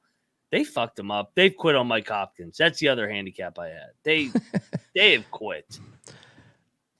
What is their record right now? Colorado or Washington? No, Washington 11-9. They've lost 2 straight. Maybe you're right. Somehow he'll get another year. Him and Jared Haas. I lost $100 on San Jose State plus 9.5 because New Mexico. This was a closer game than the final score indicates, but late in the game, New Mexico drilled them. Fucking house. Yeah. Shout out to the Lobos as they get that done, and now we go to game balls. Top game ball of the night. Mac, you want to fire away here? Yeah, there you go. This is fitting. I got St. John's as my fucking top game ball. They swept Villanova. Stop it. They swept Villanova. Fucking sympathy here, you fucking jackass. Hey, Villanova. You can't play that one after saying what you said all fucking night. I can tip my cap. That's a fucking hell of a win. Great play. Good. That was a great you card should run to play. For fucking you should be the governor of fucking Virginia after that fucking play, right? Good God. Here. St. John's, and I'll be on Xavier next week. All right. Well, look, my game ball is to Marquette. No, I'm not. Just for beating RuPaul, I'm not giving you a fucking game ball. But I think the top game ball to me is I'm gonna go with Furman. Yeah. Look, Sanford was getting all the headlines. Come into Furman. They've been winning this conference. Let's go. Fuck out of here with your little 18 game win streak, whatever the fuck it was. That's my top game ball. Noah, you got a game ball? Come on, Colby. Like Isaac Mike says, just accept the olive branch from Mac and I to you for St. John's. It was a good win. You can't say that after arguing that. You can't. I mean, anyway. I thought Villanova would fucking at least win one of them. Fucking, we'll have another discussion about Neptune another day. Roll Tide roll for my next one. Roll Tide roll. That's a top 10 win. I mean, that was back and forth. Hell of a game. Good win. Tide. That was fun. Keep it in. Yes. Anytime you can win against your heated rivals, it's great. I'm going to keep it in the SEC. For a second, it looked like LSU was going to steal this game. But the Georgia Bulldogs win one for Uga. Rest in paradise, Uga. As man, this game was awesome. This was a great game to watch. Georgia gets it done 68-66. And like I said, I don't even care if they make the tournament or not. When's the last time Georgia was 14-5 to start the season? I don't It had even to think be the year. early Mark Fox. Early. But even early Mark Fox, from my recollection, and I know they made the tournament that one of those years, but they ran the table as like the one of the worst seeds in the SEC one of those years. So I don't even know if Mark Fox had that thing at that. You might have to go back to like the 90s. You might have to go back to Tubby Smith or something. I don't know. But shout out to the Dogs getting it done. Who's your final game ball? Revenge from January 2nd when we gave out Northwestern as a lock at Illinois. I think it was like a 6-point dog, and they lost by 30. So we doubled down, and they beat them outright. Great win, Northwestern. That's a hell of a win. I mean, they took Illinois' punches, and they outgrinded them. They lost by 30 a couple weeks ago. Now they win. Good win, Northwestern. Amen. And Ryan Hasty in the chat. Shout out to Ryan. Georgia didn't cover for us either. I'm just saying based on the win. I'm going to go Washington State. It just seems like they're a little bit better this year. You know what I mean? Like it seems like this could be the year that Kyle Smith gets them to the big dance here. So give me the Cougs for beating the piss out of Utah at home there in Pullman. All right, folks. If you're watching on YouTube, stay put, but on the audio side, hang tight. Make sure you check out the B side where we talk about all of Thursday's action on the college basketball experience. And remember, as always, folks, too, let it ride. All right, we are back on the college basketball experience B side here, youtube.com/the college experience. Remember, you can watch this show as we've been arguing, drinking fucking Colombian rum and arguing. That's what I've been doing all night. Appreciate you rocking, listening to us, whatever, wherever you're listening to us. What's up, Noah? Did Mac think you were gonna read an ad or something? Yeah, I He mean, just dipped I don't out of know. the stream. He probably had to go. He probably had to go to the bathroom. He doesn't even have to piss. He probably just has to stare himself in the mirror and say, "Rick Pitino and St. John's will not do this. Rick Pitino and St. John's will not do this. Rick Pitino and St. John's will not do this." Rick Pitino and St. John's finished fifth. Yes. That's what he had to do. It's like I had a tinkle, man. It's fucking we're an hour 20 in here. I said I gotta fucking piss. I've been fucking drinking whiskey, yelling at the TV all night. Oh shit. Well, the slate is fire, folks. Make sure you listen to the A side because we recapped all of today's wild action. We argued. It was a lot of fun.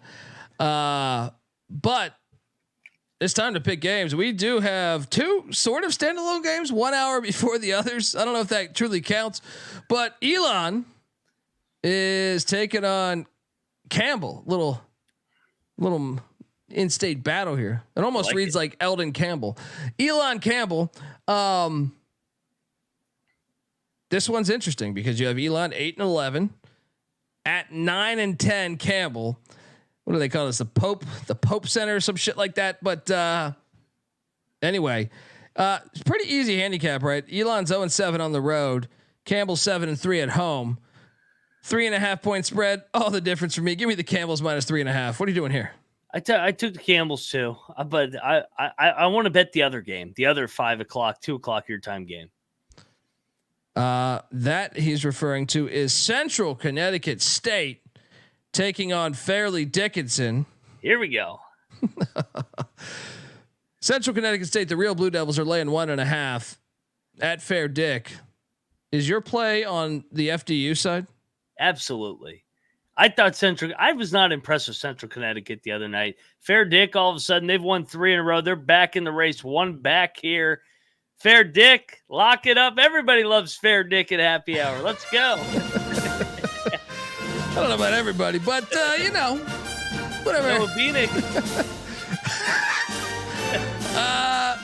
Moneyline Mac, locking up FDU. No means no, Mac. Is that what Matt Painter said last March?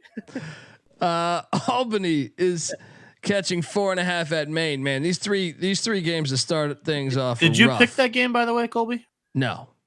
Oh no. As far as locks, no. I'm taking Fairleigh Dickinson, but I'm not locking Fairleigh Dickinson. I don't think you picked it. You just asked Mac if he was taking FDU.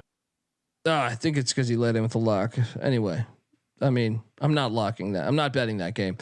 But you know what? I will ride the Camels. There you go. Give me Campbell minus 3.5. All right. Two different locks here, everybody. Let's go. The Great Danes of Albany are heading to Maine. Maine is laying 4.5 points. This game's horrible. I will take Maine minus 4.5. I don't feel good about it. I don't feel good about it at all. What are you doing here? That's my favorite line of yours. Oh, this game's horrible. Make sure you guys watch. Give me yeah, I'm with you. Give me Maine. Monmouth is heading to Stony Brook. Stony Brook's laying 2.5. It's like rinks. The stink. Oh man, what in the fuck do we have here? I'm on Monmouth, but terrified to lock this one up because what the fuck is this spread? Why? What is this spread? Why are they laying points? I'm not betting this one. This will not be bet by me. Yeah. Who are you picking? The only thing I will say is Monmouth has kind of struggled on the road recently. But they played some good teams on the road, man. No, I mean recently, like in league play. That I guess that would be the only thing. But Stony Brook, I don't know, man. Should we bet Monmouth like Rob's doing? I'm staying away from this fucking game. I actually was leaning towards Stony Brook. I feel like the line's telling you see Wolves. Well, no, the line is certainly telling you Stony Brook. I'm out on this. But I just feel like Monmouth is a better basketball team.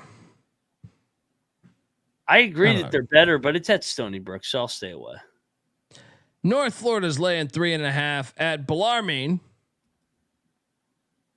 Dude, I've lost a lot of money on Bellarmine this year. I mean, this is it. Give me Bellarmine. I'm not betting this. What are you doing here? Bellarmine's about to run off 5 covers in a row, just like Northeastern did. I can sense it. What we got? North Florida. They're North 4-1. Florida does suck too, dude. I feel like they've been hot lately, but overall, I watched them beginning of the year. I didn't think they were a good fucking team. You cannot tell me that Scott Davenport is just going to lay down. That program, just like Northeastern, they have pride in that program. They're 0-5 in league play. They're playing a 4-1 team, and the line's 3.5. Lock up Bellarmine. Let's go back. Let's go back. Come on, Bellarmine. Let's get it going. They are going to win one of these games. I mean, come on. I've actually stayed off the last couple. I've been waiting for them to get back home. I haven't. And they've been fucking terrible. All right. Georgia Southern's catching 16.5 in Boone against App State. I think we should consider a lock here because JMU in Boone is on deck. And Georgia Southern's been playing good basketball. Sort of. They've won, I think, 3 out of 4 now. For them, they've played better. All right. I don't know if good basketball would define the way Georgia Southern basketball has been playing, but I think we should consider. I think I'm down to lock this one. I think I'm in. You in? All right, I'm in. Let's go. Let's go. Georgia Southern plus 16.5 points in Boone with JMU on deck. That's the angle. JMU's on deck. Southern can cover that big number.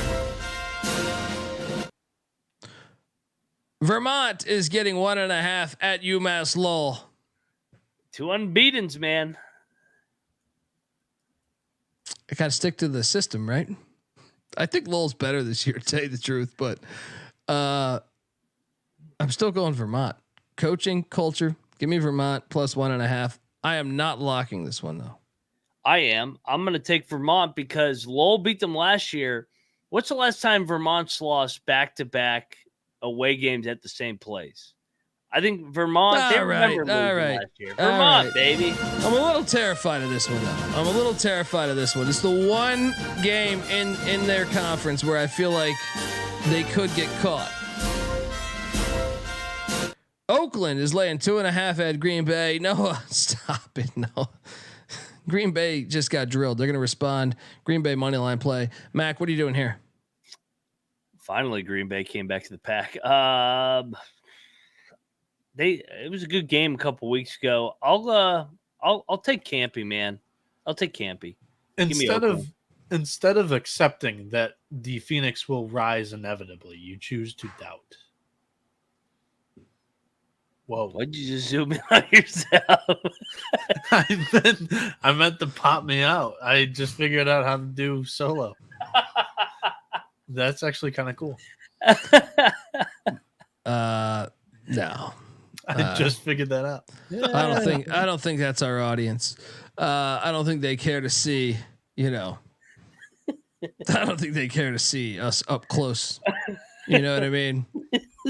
I understand that we can occasionally have fire picks. I don't know that anyone has interest in seeing me that up close.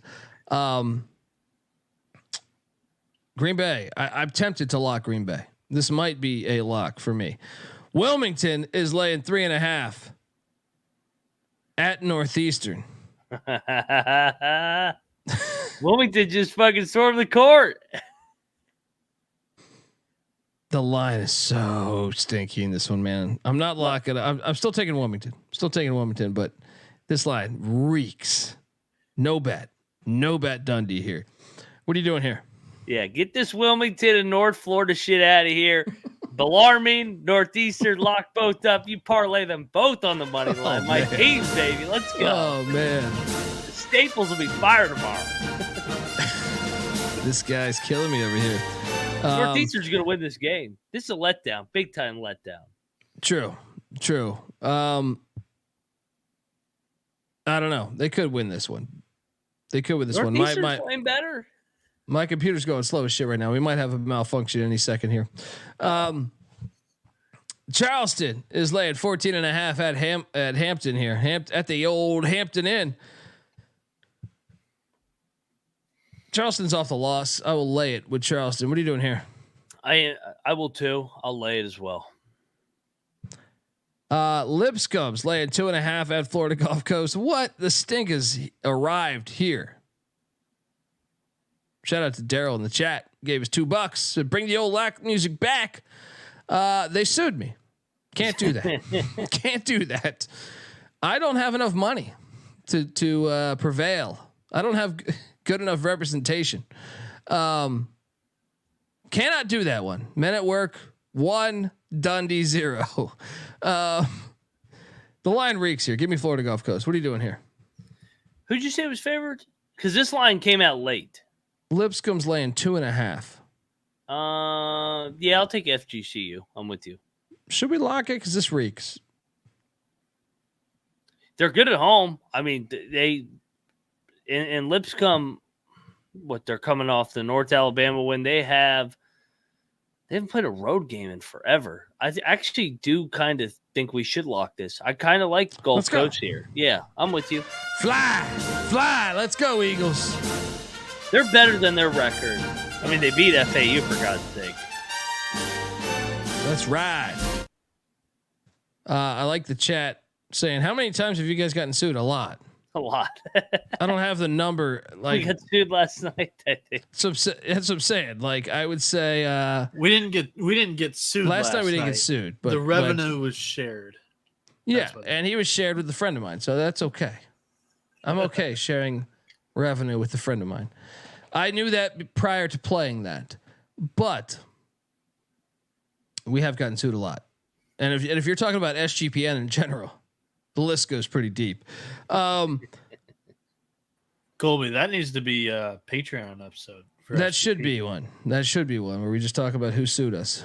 Wright State's laying 2.5 at Cleveland State. Oh boy. Oh boy. Oh boy. Here, man. This is an awesome game. I know. Was it Wright State's just outside of Dayton, making that trip to Cleveland? I've done that trip before. I'm going to take Wright. I think it's anyone's game though. I'm not betting this. And may God have mercy on your soul. What are you doing here? You know, man, I love Wright State as much as anybody, but like you said, I've been burned by them. Cleveland State's undefeated at home. I'll take Cleveland State. I'm not betting this. Watching Mac respond to Wright State is like, it's like watching someone that's been in like a crazy car crash.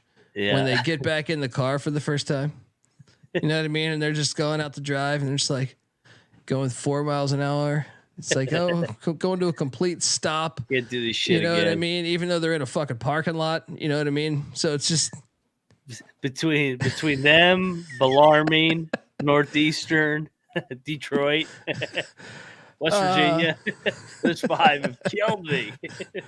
GBO Farm said, I joined the Patreon months ago waiting for these stories and they never came. Well, you got some stories. I think I told a story of Patty C breaking both of his arms after a game of Tecmo Bowl. Drexel is at Towson. Towson's laying 1.5. Why? This one reeks, man. You know what, man? Thursday's the stink night of the week, man. It is. It's because nobody really pays attention to these fucking mid-major games, and everybody's like, "Oh my god, the undefeated team's a dog." Towson's a lock here. No, fucking Drexel was on a freaking graphic today for how great they've been with like Dayton and somebody else. Oh, North Carolina. Drexel's on a graphic. I don't think Towson's that good though, man. I don't think Towson's like some shit. I understand that, but can they consistently put it together? I'll take them, but I'm not betting. I'm not betting Towson. I am. Drexel 7-0. They're going to lose just like Sanford did tonight. I understand the logic. Yeah, all day. Towson. Thursday slates. The cards are just gigantic. Yeah, Mac is locking up the Tigers. Noah, can you give me the line on Sacred Heart and St. Francis, PA? Also, yeah, this one smelled as well. This was Sacred Heart -4.5. Jesus, I feel like they're like 12 points better. Yeah, I'm like, good God, I hate the Thursday slates. I'm still taking Sacred Heart. I think they're that much better. I do too, but I am not. Should this be one we actually dive in? Let's bet. Sacred Heart's been fucking good. They're a good team, man. They're a good team. Maybe this is one I dive into. St. Francis is fucking awful. If you guys want to dive in, I'll dive in too. This one, the cocktail napkin has at -8. So I mean that's at least a little bit higher than 4.5. Their only wins over LIU. 11. Yeah. Sacred Heart. Here's a rare time I dive in. Did I do wrong? Yeah, we gotta lock this one up. Sacred Heart's a wagon. I like them. Let's go with this fucking Sacred Heart triple lock. Merrimack is laying 3.5 at Wagner. And by the way, I did appreciate Brian Sanchez's. How much do they make when they sue you? Well, depends. Can I sue you for the shit picks? Probably. You know, punitive damages or punitive damages might have something. You might have something there. I feel like I'm no lawyer. I'm just a jackass, but I'm saying you might have something. Merrimack's laying 3.5 at Wagner. I mean, I kind of feel like Merrimack's going to win this game because I'm surprised they're this much of a favorite. So give me Merrimack -3.5. I don't have a strong handicap on this one. Your thoughts? I was thinking the same thing. I thought this thing would be 1 or 2. I think Merrimack's a better program. I know Noah Bieniek loves him some Merrimack Warriors. I'll take Merrimack, but I'm not betting it. Yeah. IPFW is at Northern Kentucky. Man, these Horizon League games are fire. Northern Kentucky's laying 5.5. IPFW looks like they've quit, so I will lay the 5.5 with George Clooney's alma mater there. What are you doing here? Hey, hold on real quick. Push may have just talked me into a Merrimack lock. They just lost at home last week. I forgot about this. This was a Friday night game. They lost to Wagner 6 days ago?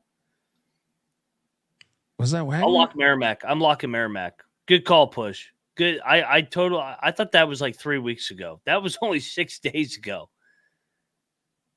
How the fuck are they favorite then? Well, I mean, I think they were laying like 7.5 last week, and they just completely shit the bed. I like Merrimack. Let's go. Merrimack. I'm in. Let's go. Assist the Push here. Let's go. We got a little double lock on the Warriors and Merrimack. I can't play their clip because the fucking movie sues me. What's going on here? IPFW is catching 5.5 at NKU. I'm taking NKU -5.5. What are you doing here, Mac? Boy, what happened to Fort Wayne? They really fell off a cliff. Maybe this is the one Fort Wayne pops up. Give me Fort Wayne. They haven't covered since fucking Thanksgiving after they killed everybody in November. UMKC is getting 10.5 in Brookings, South Dakota against the Jackrabbits. It's a big number. It is. Give me the Kangaroos to hop around into Brookings and lose, but cover the number. What are you doing here? Is this a bait to take fucking the Kangaroos? Maybe. This is not a bet.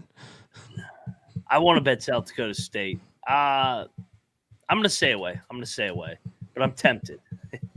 I feel like they're going to fuck them up, man.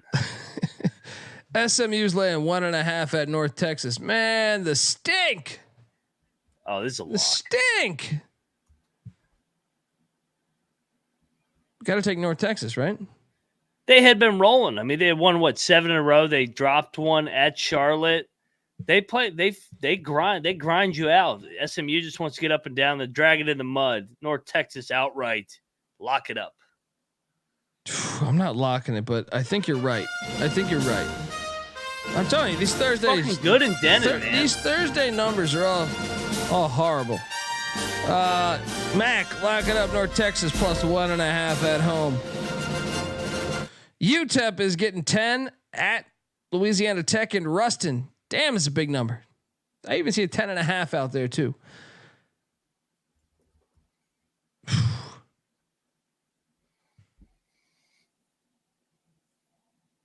Give me UTEP plus 10.5. I know you struggle with UTEP. Well, they can't score, man. On the road, I get paranoid because they'll have like 44-point games, but I'm like, can they hold La Tech to 55 or 54? I'll take the points. But UTEP's off back-to-back wins at home. Now they hit the road again. Give me the points. William and Mary's catching 13.5 at Hofstra. William and Mary sucks. However, they cover this. Give me the 13.5. I'm with you. Give me the points. I'm not betting this game. I hate Bill Mary. North Carolina A&T is getting 14 at Delaware. Hey, well, hold up. Who's the coach of North Carolina A&T? Oh, it's Monte Ross. Oh, we're locking this. He was fired from Delaware. Well, how about the fact that A&T's won 3 in a row? I know. And I believe 4 of 6, considering how bad they were before that. Lock. I'm with you. I think this is a sprinkle on the money line play. Well, I don't get. This is his first year at NC. Yes, it is. I know. Cocktail Napkin likes this one too. I'll come. A&T, let's go. Yeah. Aggies plus 14 in what is it? Newark, Delaware. Yeah. Newark, Delaware. See, and that's what makes Max so good on this show. You know, he just thinks of the guy. coaches. Hey, Monte Ross is the only guy that's fucking taking Delaware to the fucking NCAA tournament. Even Mike Bray didn't even get him to the tournament, right? I know. Monte Ross did a good job there, so this got to be a Super Bowl spot for him, I think. The moving company's catching 6.5 at St. Peter's. In New Jersey in-state battle. Give me the points. I got a lot here. Give me Ryder. Right? I think Ryder sprinkles some on the money line. This is MAAAC, baby. St. Peter's rolling. They are so due for some regression. This is an insane lock. I like it. I'm on Ryder. I'm just not betting this. Oh yeah, Ryder outright. They're outright, baby. Now you could talk me into this one. Youngstown's laying 14.5 at Ooey Pooey. I'm out.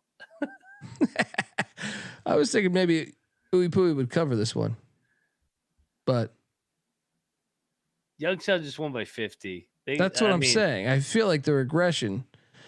But it is a dangerous play. It is a very dangerous play. I'll take Ooey Pooey. They have Northern Kentucky on deck, who's the class of the league, and they already beat them. They're looking ahead to that one, but I'm not fucking betting Ooey Pooey. Yeah. Okay, no bets here. Austin P is catching 3.5 at Stetson. Give me the Governors. Stetson's been hot lately, though. What are you doing here? Stetson's lost 3 out of 4, but they were on the road. I mean, hot as a cover. Yeah.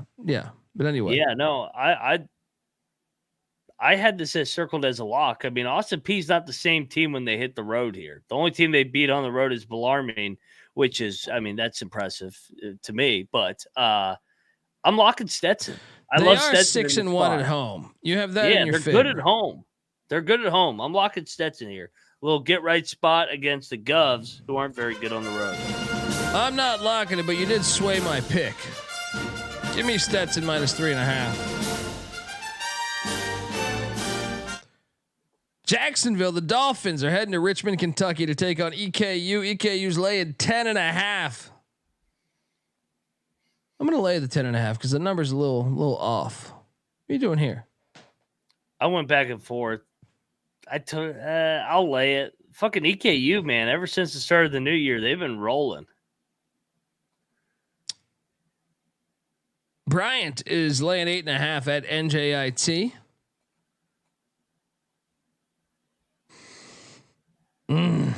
I hate this game. Give me NJIT plus 8.5. You got a 4-0 team in league play that's got Vermont on deck. You got NJIT. Don't lock this. 0-5. 0-5. They're at home, baby. Home dog it up. They're so bad. They're so bad. Lock up the Highlanders here. Let's go. NJIT. Oh, man. I'm not betting this, but I did take NJIT. You got Vermont on deck. The golf course known as Binghamton is at New Hampshire. New Hampshire's laying 7.5.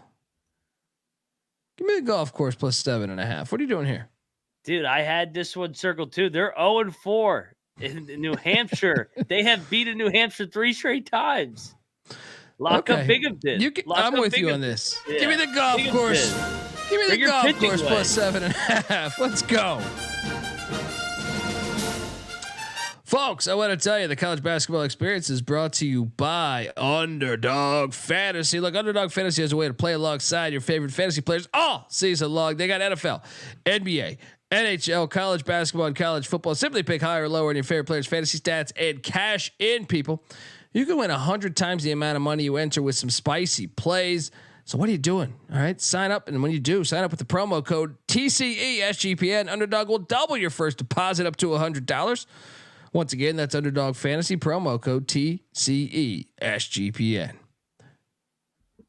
All right, we are back. And I mean, there's something out there that's just it's too good to be true. It's fucking too good to be true. Oh no, I know what game you're talking So let me tell you something, guys. I'm here for it. Look, sometimes when you go down below the sea, the fucking sharks will they're unpredictable. Sometimes you don't know what the fuck they're gonna do. Sometimes they might bite you, even if you fucking raise that fucking shark. All right, I don't know what I'm talking about, but you get my point. Is sometimes the sharks are biting. I watched a clip the other day. I was on the X. And I saw this fucking clip of a guy who's sitting there. He's fucking down at the bottom of the ocean hanging out. And a shark comes by, bobs him on the fucking head, almost like he's giving him dap. And then he fucking swims along. Doesn't even try to eat him. And that's what I think maybe the Sharks were doing over the past couple games. They were dapping. And they weren't biting. Well, here. Let me tell you something. At 4:00 p.m. Pacific time, they're going to be biting at the Steinberg Wellness Center because they're taking on the fucking graveyard, and the graveyard been dead for a long time. Let me tell you something. The Sharks are swimming hard. They're biting hard. And let me tell you that -1.5 is straight cash, the way my old uncle Tony used to say it. So, straight cash in the pocket. -1.5 with the fucking Long Island Sharks. Better roster, better team. They got the home crowd. My sister's going to the fucking game. And let me tell you, we're getting it done. All right? Boom. See you at Peter Luger's after the fucking game. What are you doing here, Mac? So they just played a couple weeks ago. LIU won 73-68. Stonehill was laying points, and we're like, holy shit, why is Stonehill laying points? Who the hell is LIU to be fucking laying points? Give me the Graveyard. Lock battle. Let's go, Graveyard. The disrespect, this guy on this very show. Give me the Graveyard. He comes in with the slander for the great God, Rick Pitino, and then he jumps over and he starts throwing bombs on the fucking Sharks. Well, I'll gladly take his fucking coin. I tell you that right now. Noah, what are you doing here? Dude, I'm locking the Sharks with you. Oh, Cocktail Napkins got it favored by 5. Look at the last 3 games that Stonehill has played here. Okay. That's all I Merrimack. They played Merrimack. They lost 63-47.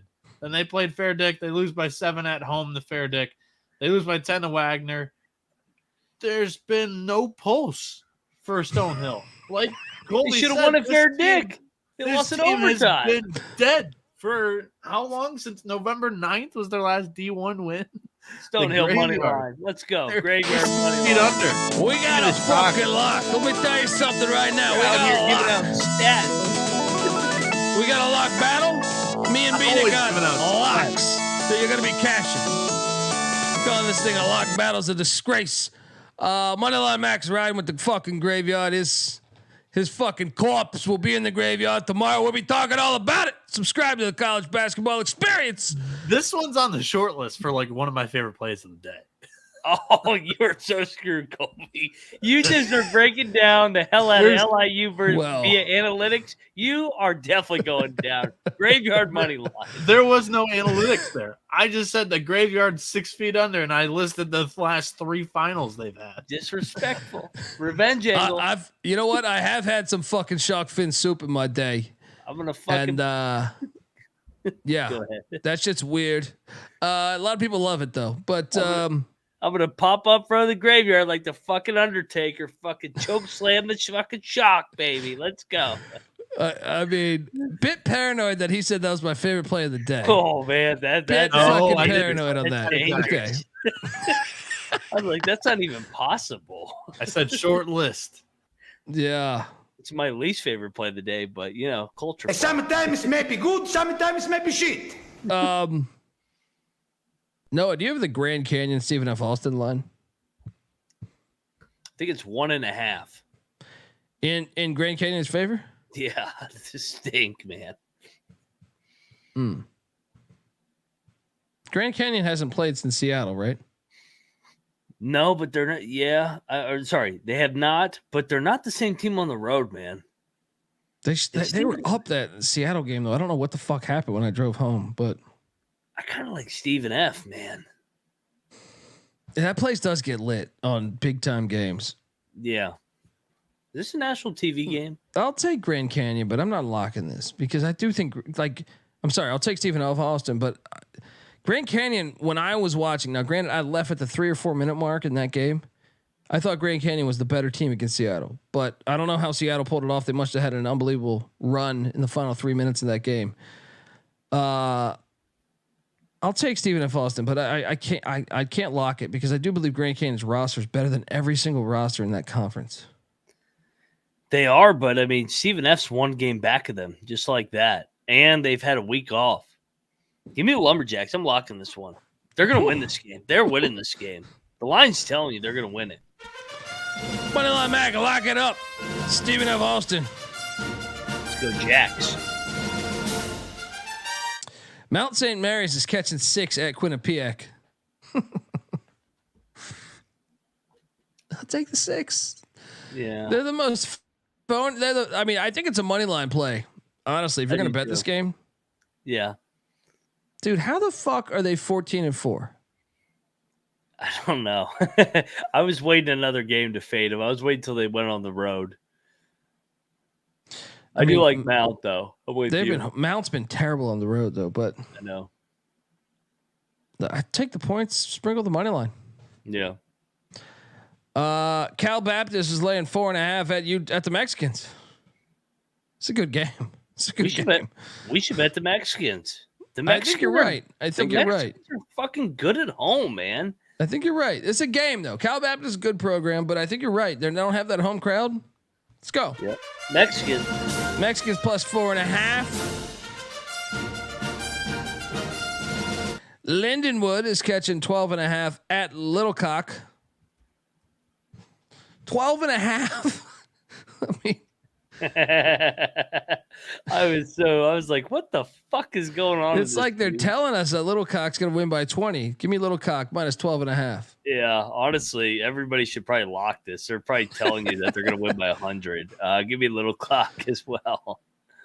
Detroit is catching 12.5 in Milwaukee. I'm taking this game off. I'm going to wait for another game. I'm with you. Milwaukee's off some losses. That was my whole thing. If Milwaukee been hot, I would have taken Detroit. I'm still taking the points. Yeah, I'm picking the points, but I'm not betting this one. Yeah. I've. How much money do you think we're down? Like as a collective, we're probably down. Like we could 2,500. We could buy one of like Nicolas Cage's islands. No, what's up, buddy? What's up, guys? I'm locking Milwaukee here. Oh, this is when Detroit wins. We're gonna be off and Noah's locking Milwaukee. No, I've bet against Detroit multiple times this season. You're a hater. Betting on them I've Panthers been making minus money. The points. They're one of the worst teams ACS in the country. Milwaukee, Mac kind of alluded to it here. They had a 2-game road trip last week, and it was against Northern Kentucky and Wright State, two of the best teams in the horizon here. This is a huge bounce back spot. Cocktail napkin likes him by 20. I'll lay it. Should we lock Detroit now that he's done that?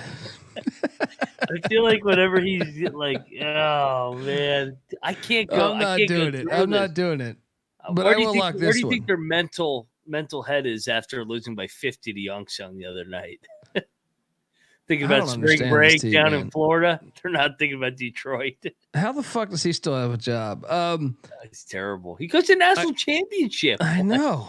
What the fuck happened? Like, what happened? I thought it's Texas Southern. He kind of had them chippy. I don't get it. I got a lock here with the tops. Western Kentucky's laying 6.5 against the Airport. I think they're gonna fucking drill the Airport. And remember, Western Kentucky's coming off what, back-to-back losses on the road. I think this is my favorite play of the night. You with me? I had the circle too. It's a good spot. This is not like a traditional mid-major spot. Like this place gets lit. Yeah. And they're off 2 losses. Fucking hammer this one. Put your fucking life savings on there. Let's go. Omaha's catching 3.5 at Bob Roberts. Oral Roberts has been ass lately. I'm on Oral Roberts minus 3.5 against those Mavericks. What are you doing here? I'm on Oral Roberts too. I'll lay with Bob Roberts. I feel like they're a little bit better than the record. Obviously, they still have a long way to go, but I'll take Bob Roberts. Utah Tech is getting 6.5 at Abilene Christian. Does this line make a little bit to you? Why is it so short? I wanted to bet Abilene Christian. I was thinking about it because I like Abilene at home, and I like to fade these Utah and California schools when they come down to Texas in this league. That's the same thing that I was thinking, but I mean, Utah Tech's 3-8 on the road. I was just like, why is it? I thought it would be more like 9. Abilene's 2-5 in league play, and I think they're a lot better. And Utah Tech, I mean, they've sucked on the road. That's what I'm saying though. But the line reeks to me. I'll take Abilene Christian. I mean, Abilene Christian's 2-5 in league play. Abilene's. Go ahead. Go ahead. No, I was saying they're 2-5 and they're laying points in league play. I mean, that's still pretty substantial. Abilene's calling card since they upended Texas, and even before that in the NCAA tournament, has been their defense creates turnovers. Like they just get after it on the defensive side. Utah Tech 344th in offensive turnover rate. Like this should favor the Wildcats here. All right, I'll lock it. I think it smells a little bit. I'm going to lock it too. Let's go. Triple lock. Cocktail Napkin likes it by 10. Ooh. Here we go. Shout out to Sports Center in the chat, who it's his birthday and he's a Western Kentucky fan. Let's go. Let's go Abilene, baby. and Western. Yeah, Abilene Christian triple lock. Noah, what's the line on Tennessee Tech, Eastern Illinois, if you don't mind? In the meantime, North Dakota State's getting 6.5 at the Tommies. It's too much for the Tommies, isn't it? I'm still taking the Tommies. No bet though, because I don't feel secure. I don't feel secure on that one. Me too. I'll take the Tommies, man. But it's just, I don't like. I used to love them as a dog. That was our calling card. Now they're fucking favorite every game. Shout out to Clark in the chat who says Eastern Illinois is laying 4.5 against Tennessee Tech. I could be talked into a potential lock on the Panthers. The game's in Charleston, right? Yeah. Does this line seem a little short? Oh, every game on the Thursday slate is one that you're like, huh? I'm gonna back away. I'll back away a little bit. I'm gonna take Tech, but I'm not. EIU. Oh, you're gonna take Tech. I'm gonna take EIU. Yeah, I'm not betting this. I'm not betting this game. Southern Utah is getting 6.5 at Tarleton. I almost feel better than this. I don't know. Actually, maybe I don't. Should we fade the Utah schools again? I feel like Tarleton's a lot, but what's Southern Utah on the road this year? They're 0-9, dude, on the road. Yeah. But the line is a little smelly, man. I feel like it'd be 8 or 9, right? Maybe, but I mean, Tarleton, like you said, they've been really good at home, but they are red hot. I feel better about Abilene than I do Tarleton. I'm taking Tarleton. Check the picks page. Maybe I'll bet it. Maybe I won't. Yeah. So that South Alabama's laying 4.5 at ULM. The stink is alive and well on this entire fucking slate. Your thoughts here? I think we should take Monroe. Yeah, I think we have to, right? I think I'm gonna bet. I'm gonna lock Monroe. I think Monroe's gonna win this game. South Alabama's been so up and down, especially get them out of Mobile. Give me Monroe here. Let's go. They're gonna win. I'm not locking this, but you can lock up ULM. Moneyline Mac is locking up ULM plus 4.5. Sprinkle that money line, he says. No, I will. Hey, Colby, I must have missed it when I was looking for the line that you gave me. I'm gonna lock up the Tommies at home, and then we can keep going. Noah Bieniek. All over his Tommies. What, minus 6.5? Is that what I said? Is that Tommy what it boy. is? Yes, 6.5. Cocktail Napkins got it by 13.5. Jeez. Honestly, it's just a mismatch. Like North Dakota State can't really play defense. They're just bottom 300s all across the board. St. Thomas very good, and they are really good at home. So I'm willing to lay the points here. I got a lock. It's in Lafayette, Louisiana. They're laying 4.5 against Arkansas State. Stinks a little bit. I'm on Louisiana minus 4.5. Lock it up. What are you doing here, buddy? I stayed off this one, man. This line reeks. Arkansas State's been playing better, man. No, I've been fading them in cash. They just played 10 days ago. It was a 3-point game. Yeah, we cashed on that, but that was in Jonesboro. I know. I'm staying away. Give me Arkansas State. SEMO is at UT Martin. UT Martin's laying 10.5. That's a lot of points. SEMO is so fucking bad though, but they just won. They beat Edwardsville. All right, give me no. Give me UT Martin minus 10.5. I would say, yeah, I think we should take Martin. Martin's off a bad loss too. New Mexico State's getting 4.5 at Sam Houston. This is a good game. This is a coach return game too. Yes, Wooten back to what is it? Huntsville, Texas. New Mexico State money line. This is one I think the other side's better. New Mexico State's off the big 2 home games. Sam Houston's going to get it done, man. No lock. I'm locking. Give me New Mexico State. Sam Houston's good at home. At the Bear Claw, Moneyline Mac locking up Sam Houston minus 4.5. They're going to put it on their old coach. I'm not touching this shit. There's a 3.5 out there if he wants the shorter number. There you go. Get that 3.5. Line already going against you. Enjoy. Let's go. Enjoy, buddy. Bearcats. All right, make sense of this play for me. Make sense of this one. So you have Western Illinois coming off a loss. Prior to that, they had won 9 or 10 in a row, I think it was. They're heading to a 5-15 team, the Screaming Eagles of Southern Indiana. National TV game. Western Illinois beat them, I think, by like double digits last year, if memory serves me correct. Those Screaming Eagles did compete against Duke and Michigan State this year too. Well, how the fuck is the line 2.5? I don't know. And the cocktail napkin spit out a 6. I'm like, what the fuck is this? These Thursday numbers are fucking insane. I mean, we got to take Southern Utah, right? Even though we know Western Illinois is way better. I mean, not Southern Utah, Southern Indiana. You know Southern Illinois. I can't or fucking Southern talk. Indiana. Yeah. yeah. No, the Screaming Eagles are good at home, man, and they're coming. They actually had lost back-to-back home games to Little Rock and Moorhead. The Moorhead game was close. Little Rock, they lost right at the buzzer. They're not losing 3 in a row. They've lost 4 in a row, buddy. This will be their 5th loss in a row. Oh yeah, true. You're right. They did lose to Tennessee Tech, but they're not going to lose another one. They're not this losing. This line is insane. This line is absolutely fucking insane. ESPNU game. Yeah. Southern Indiana, the Screaming Eagles, outright money line lock. Gotta be. It's gotta be. That's the only thing that makes sense. It's the only thing that makes sense with this fucking line. Southern Indiana wins. I'm with you. Screaming Eagles. This line's insane.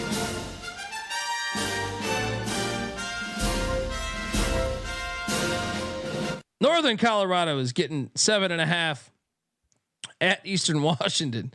Don't insult me. System play. Eastern Washington minus 7.5. Yep. Let's go. Triple lock that. Yeah, they win every game by 100. Let's go.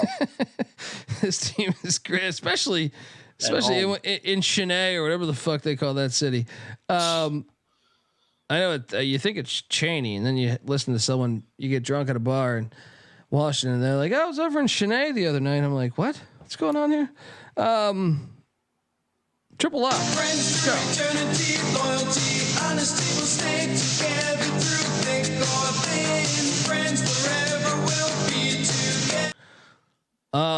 Northern Iowa. I'm sorry.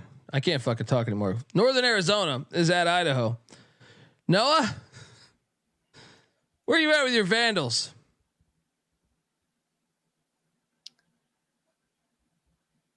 No, I don't know. I think both of these teams are kind of even in the. I think we should lock Idaho. Really? So I do. Cocktail napkin, I think, just always likes Idaho. It's got them favored by 7 here. I really didn't find an edge in the matchup. And like looking at the matchup, I don't know where I can pick out a thing that favors 3-point shooting. 3-point shooting. Idaho doesn't excel at anything, but when I watch them, I think they're. How about the 321st defense in all the land, Northern Arizona? I'm out on this game. I'm not fucking touching this. I'll give me Idaho. Oh, I'm locking it.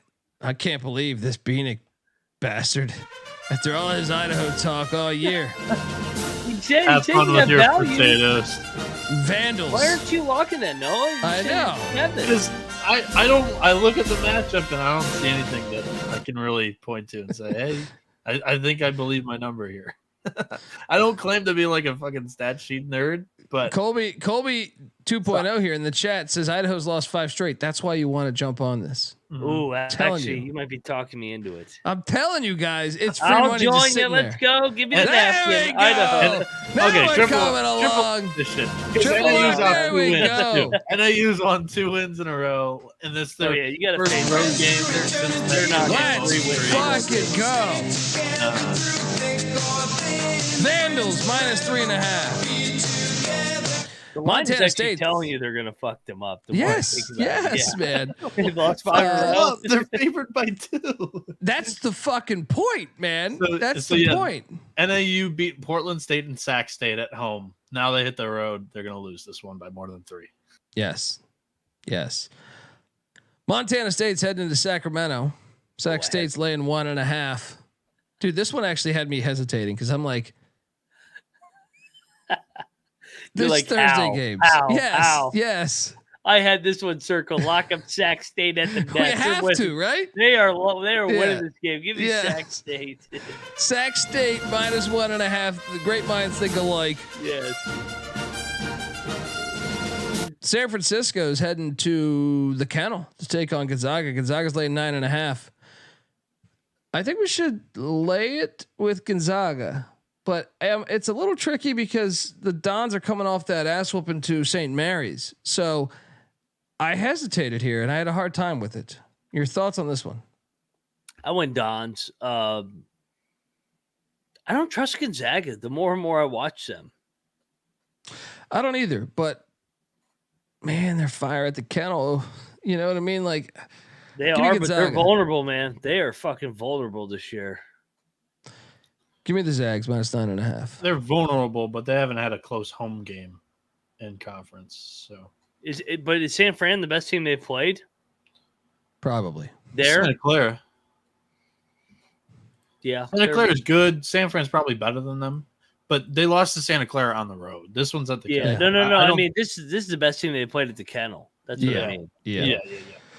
What's the last time they haven't laid double digits in a home game that's not St. Mary's? That's a great nugget. Yeah. BYU. It has to be BYU, right? Yeah. Or LMU last year. No. That was like 15. When they beat because we hit it on the money line, but I can't remember what the spread was. Yeah. Arizona State's catching 8.5 in Eugene. So here's the thing that's tricky. Oregon has Arizona on deck on Saturday. Kind of feels like an Arizona State. I kind of feel like we should lock Arizona State, and I kind of think we should sprinkle the money line on Arizona State. I agree, and I kind of looked at it in the past too. Arizona State's had success in Eugene, and I think it's for that reason that they're looking ahead to Arizona. And Arizona State gets a lot of fucking benefit of being paired with Arizona, like you said. So we'll take Arizona State here, and then we'll take Oregon State against Arizona State on Saturday. Yes, 100%. I'm with you. You got to see the matrix. The numbers are coming down. And the numbers were ass before last night. But then again, what happens if Oregon State beats Arizona? Then it's Arizona State spot again. Then I'll walk off the show. It fucking sucks. Folks, I want to tell you the college basketball experience is brought to you by Cut. Cut is a peer-to-peer social betting platform that's U.S. based and available in 40 different states. P2P social betting is a new and better way to bet. Bet directly against your friends or other users on sports, politics, pop culture, and other events with verifiable outcomes. There's a ton of fun social features too. They give it a feel of like a betting social network, so to speak. Cut offers a lower vig and fully customizable odds. You can create your own bets, and get this, Cut handles the payment side of things, so you don't have to wait on a payment that's never going to be made. Social features include group chats, betting leaderboards, head-to-head history, user profiles, fan groups, and much, much more. Head to cut.com. That's KUTT.com. Use that promo code SGPN for a 10% deposit bonus. We're also brought to you by Hall of Fame Bets. Win bigger by betting smarter this NFL postseason with Hall of Fame Bets, a sports betting analytics platform for parlays, player props, and game lines. Research every NFL, NBA, and soccer bet with historical stats and data. Stop betting in the dark and join over 30,000 users researching with Hall of Fame Bets to craft more intelligent, data-driven parlays. Download the Hall of Fame Bets app or visit HOFBets.com. Use that promo code SGPN to get 50% off your first month today. Start researching, start winning with Hall of Fame Bets. We're also brought to you by the SGPN merch store. Right now, 15% off everything in the store from now to the end of the month with the promo code PLAYOFFS. And we're competing against other shows. So, hey, TCE crew, what's going on here? Go out and get a Pick Dundee t-shirt or a college basketball experience t-shirt. They're all there. Rep for the brand. Ride for the brand. SGPN merch store, sportsgamblingpodcast.com or the SGPN app. 15% off everything in the store with the promo code playoffs. All right. We're back. My throat's killing me. And the Coyotes of South Dakota are getting 11 points at Denver. What in the fuck is this? I mean, do we have to load up on Denver? Denver's hasn't been an 11-point favorite ever, as far as me doing this show. That's what, 5-6 years? Is it more about the Coyotes? How the fuck are they an 11-point favorite? Pioneers. 11? This is hockey?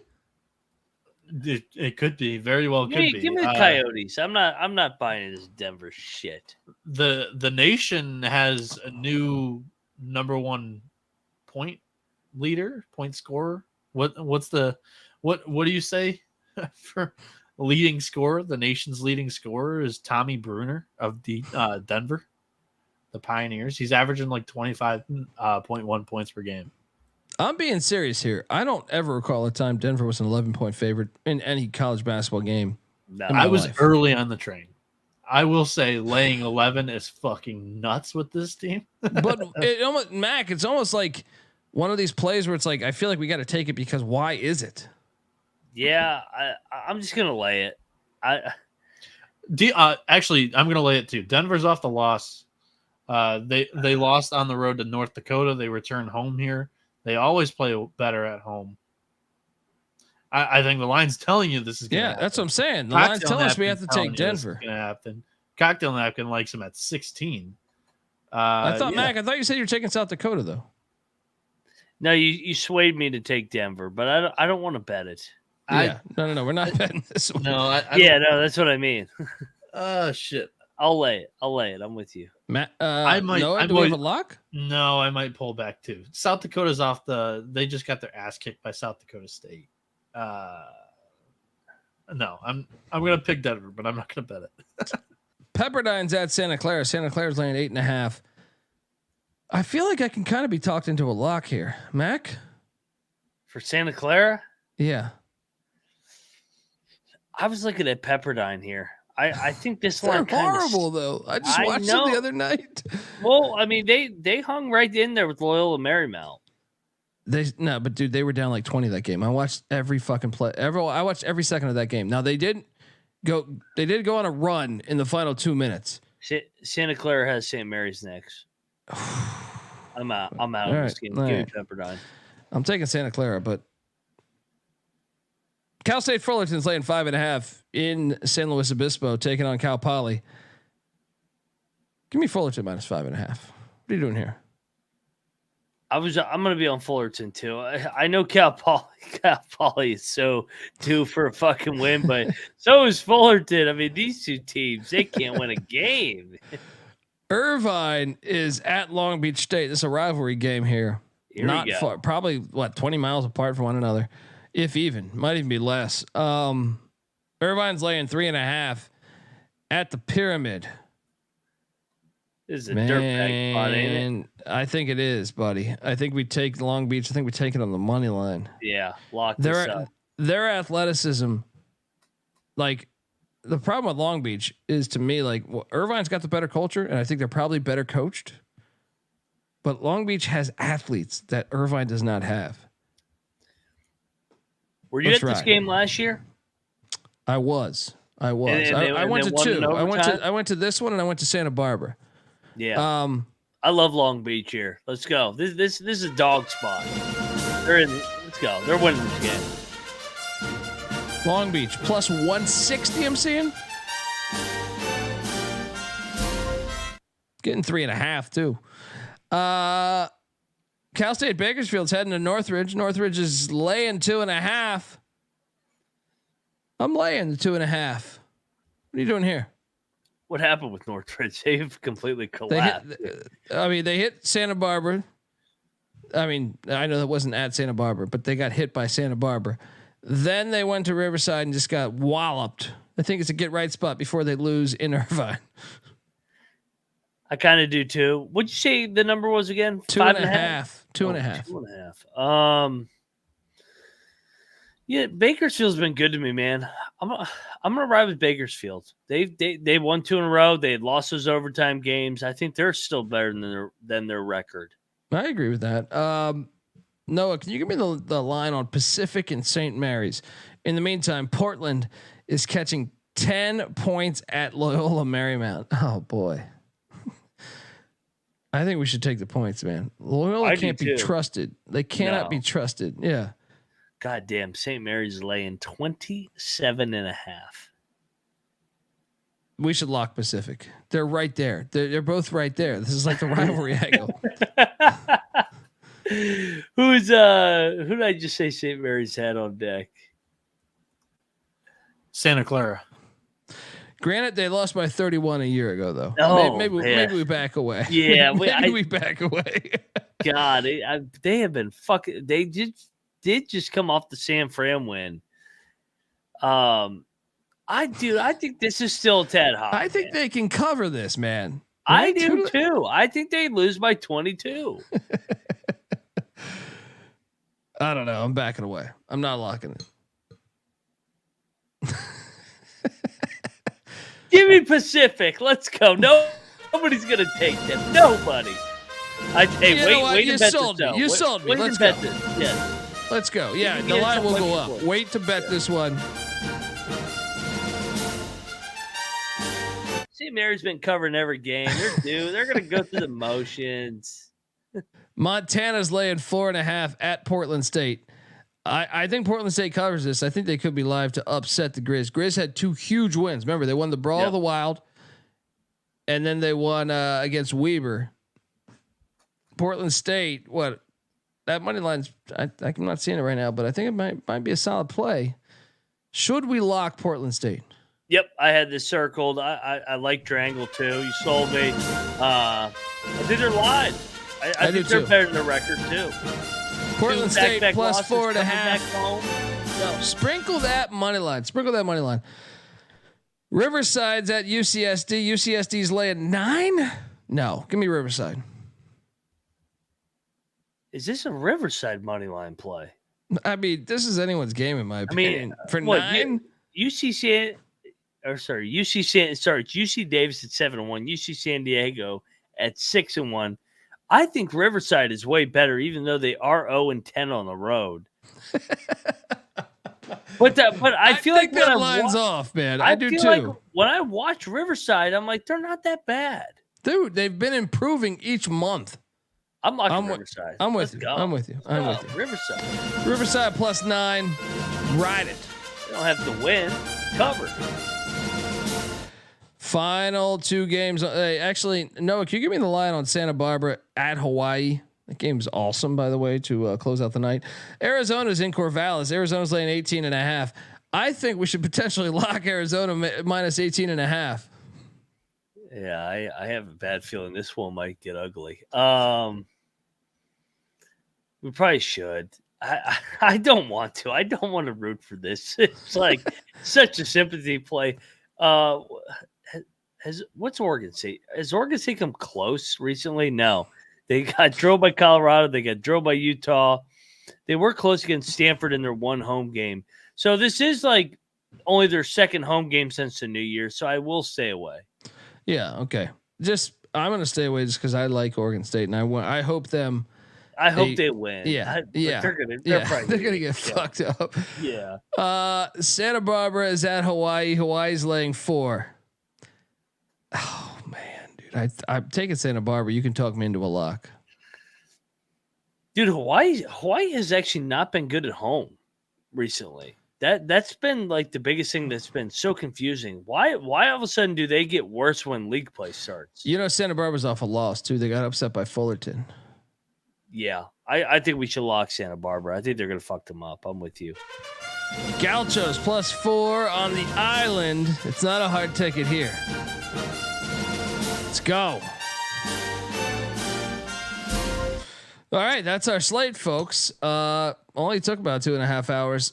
Best and favorite play of the day. Shit. I would say, Western Kentucky is the one that jumps out to me. Is the play that I like most. Mac?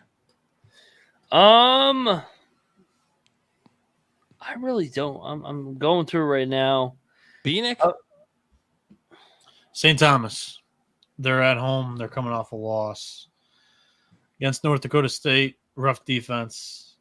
I like the Tommies and the Shoemaker.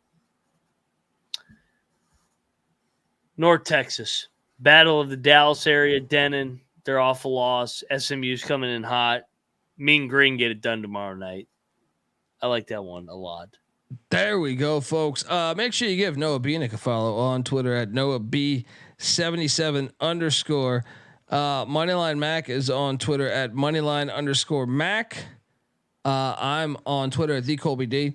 The College Basketball Experience is on Twitter at TCE on SGPN. Appreciate you guys rocking with us for 2.5 hours. We have over 300 people watching this right now. If you could do us a favor, hit that like button or subscribe button. Subscribe really fucking helps us. But I know the chat, some of you fine people don't like to help us. It's okay. Might talk shit about us. Not going to lose any sleep.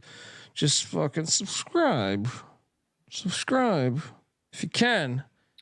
Yeah, I don't give a shit at the end of the day, but it helps us. You know what I mean? It's a free fucking show. Anyone that gets mad if our picks are losers, it's a free fucking show. But we had a good night last night, so the hate should be low. And this train's just getting started, as we've done for years upon years. Shit gets hot right around this time. So let's go. Until next time, folks, check out the Sports Gambling Podcast. Check out the College Football Experience. Just dropped a Jim Harbaugh episode out at Michigan and who Michigan should turn to and how this could affect the college football, landscape some. Go check out that episode. Also, the FCS College Football Experience rated every single coaching change in the FCS. Go listen to that. And also get on over to College Baseball Experience, Pac-12 preview. Check it out.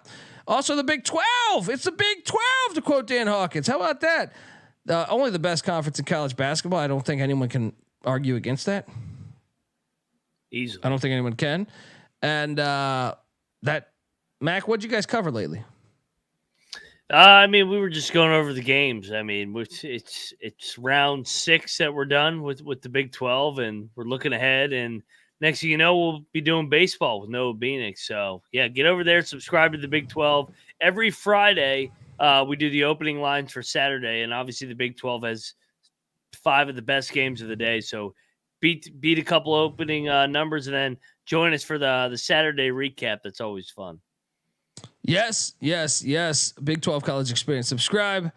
Until tomorrow night, folks, this is the College Basketball Experience. You better start thinking about yours. And we out of here.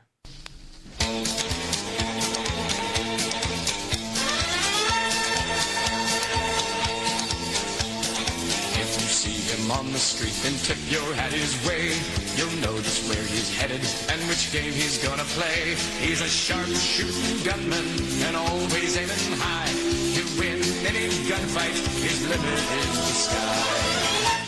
We're the gunslingers from San Antonio. We're the gunslingers on the road or at home.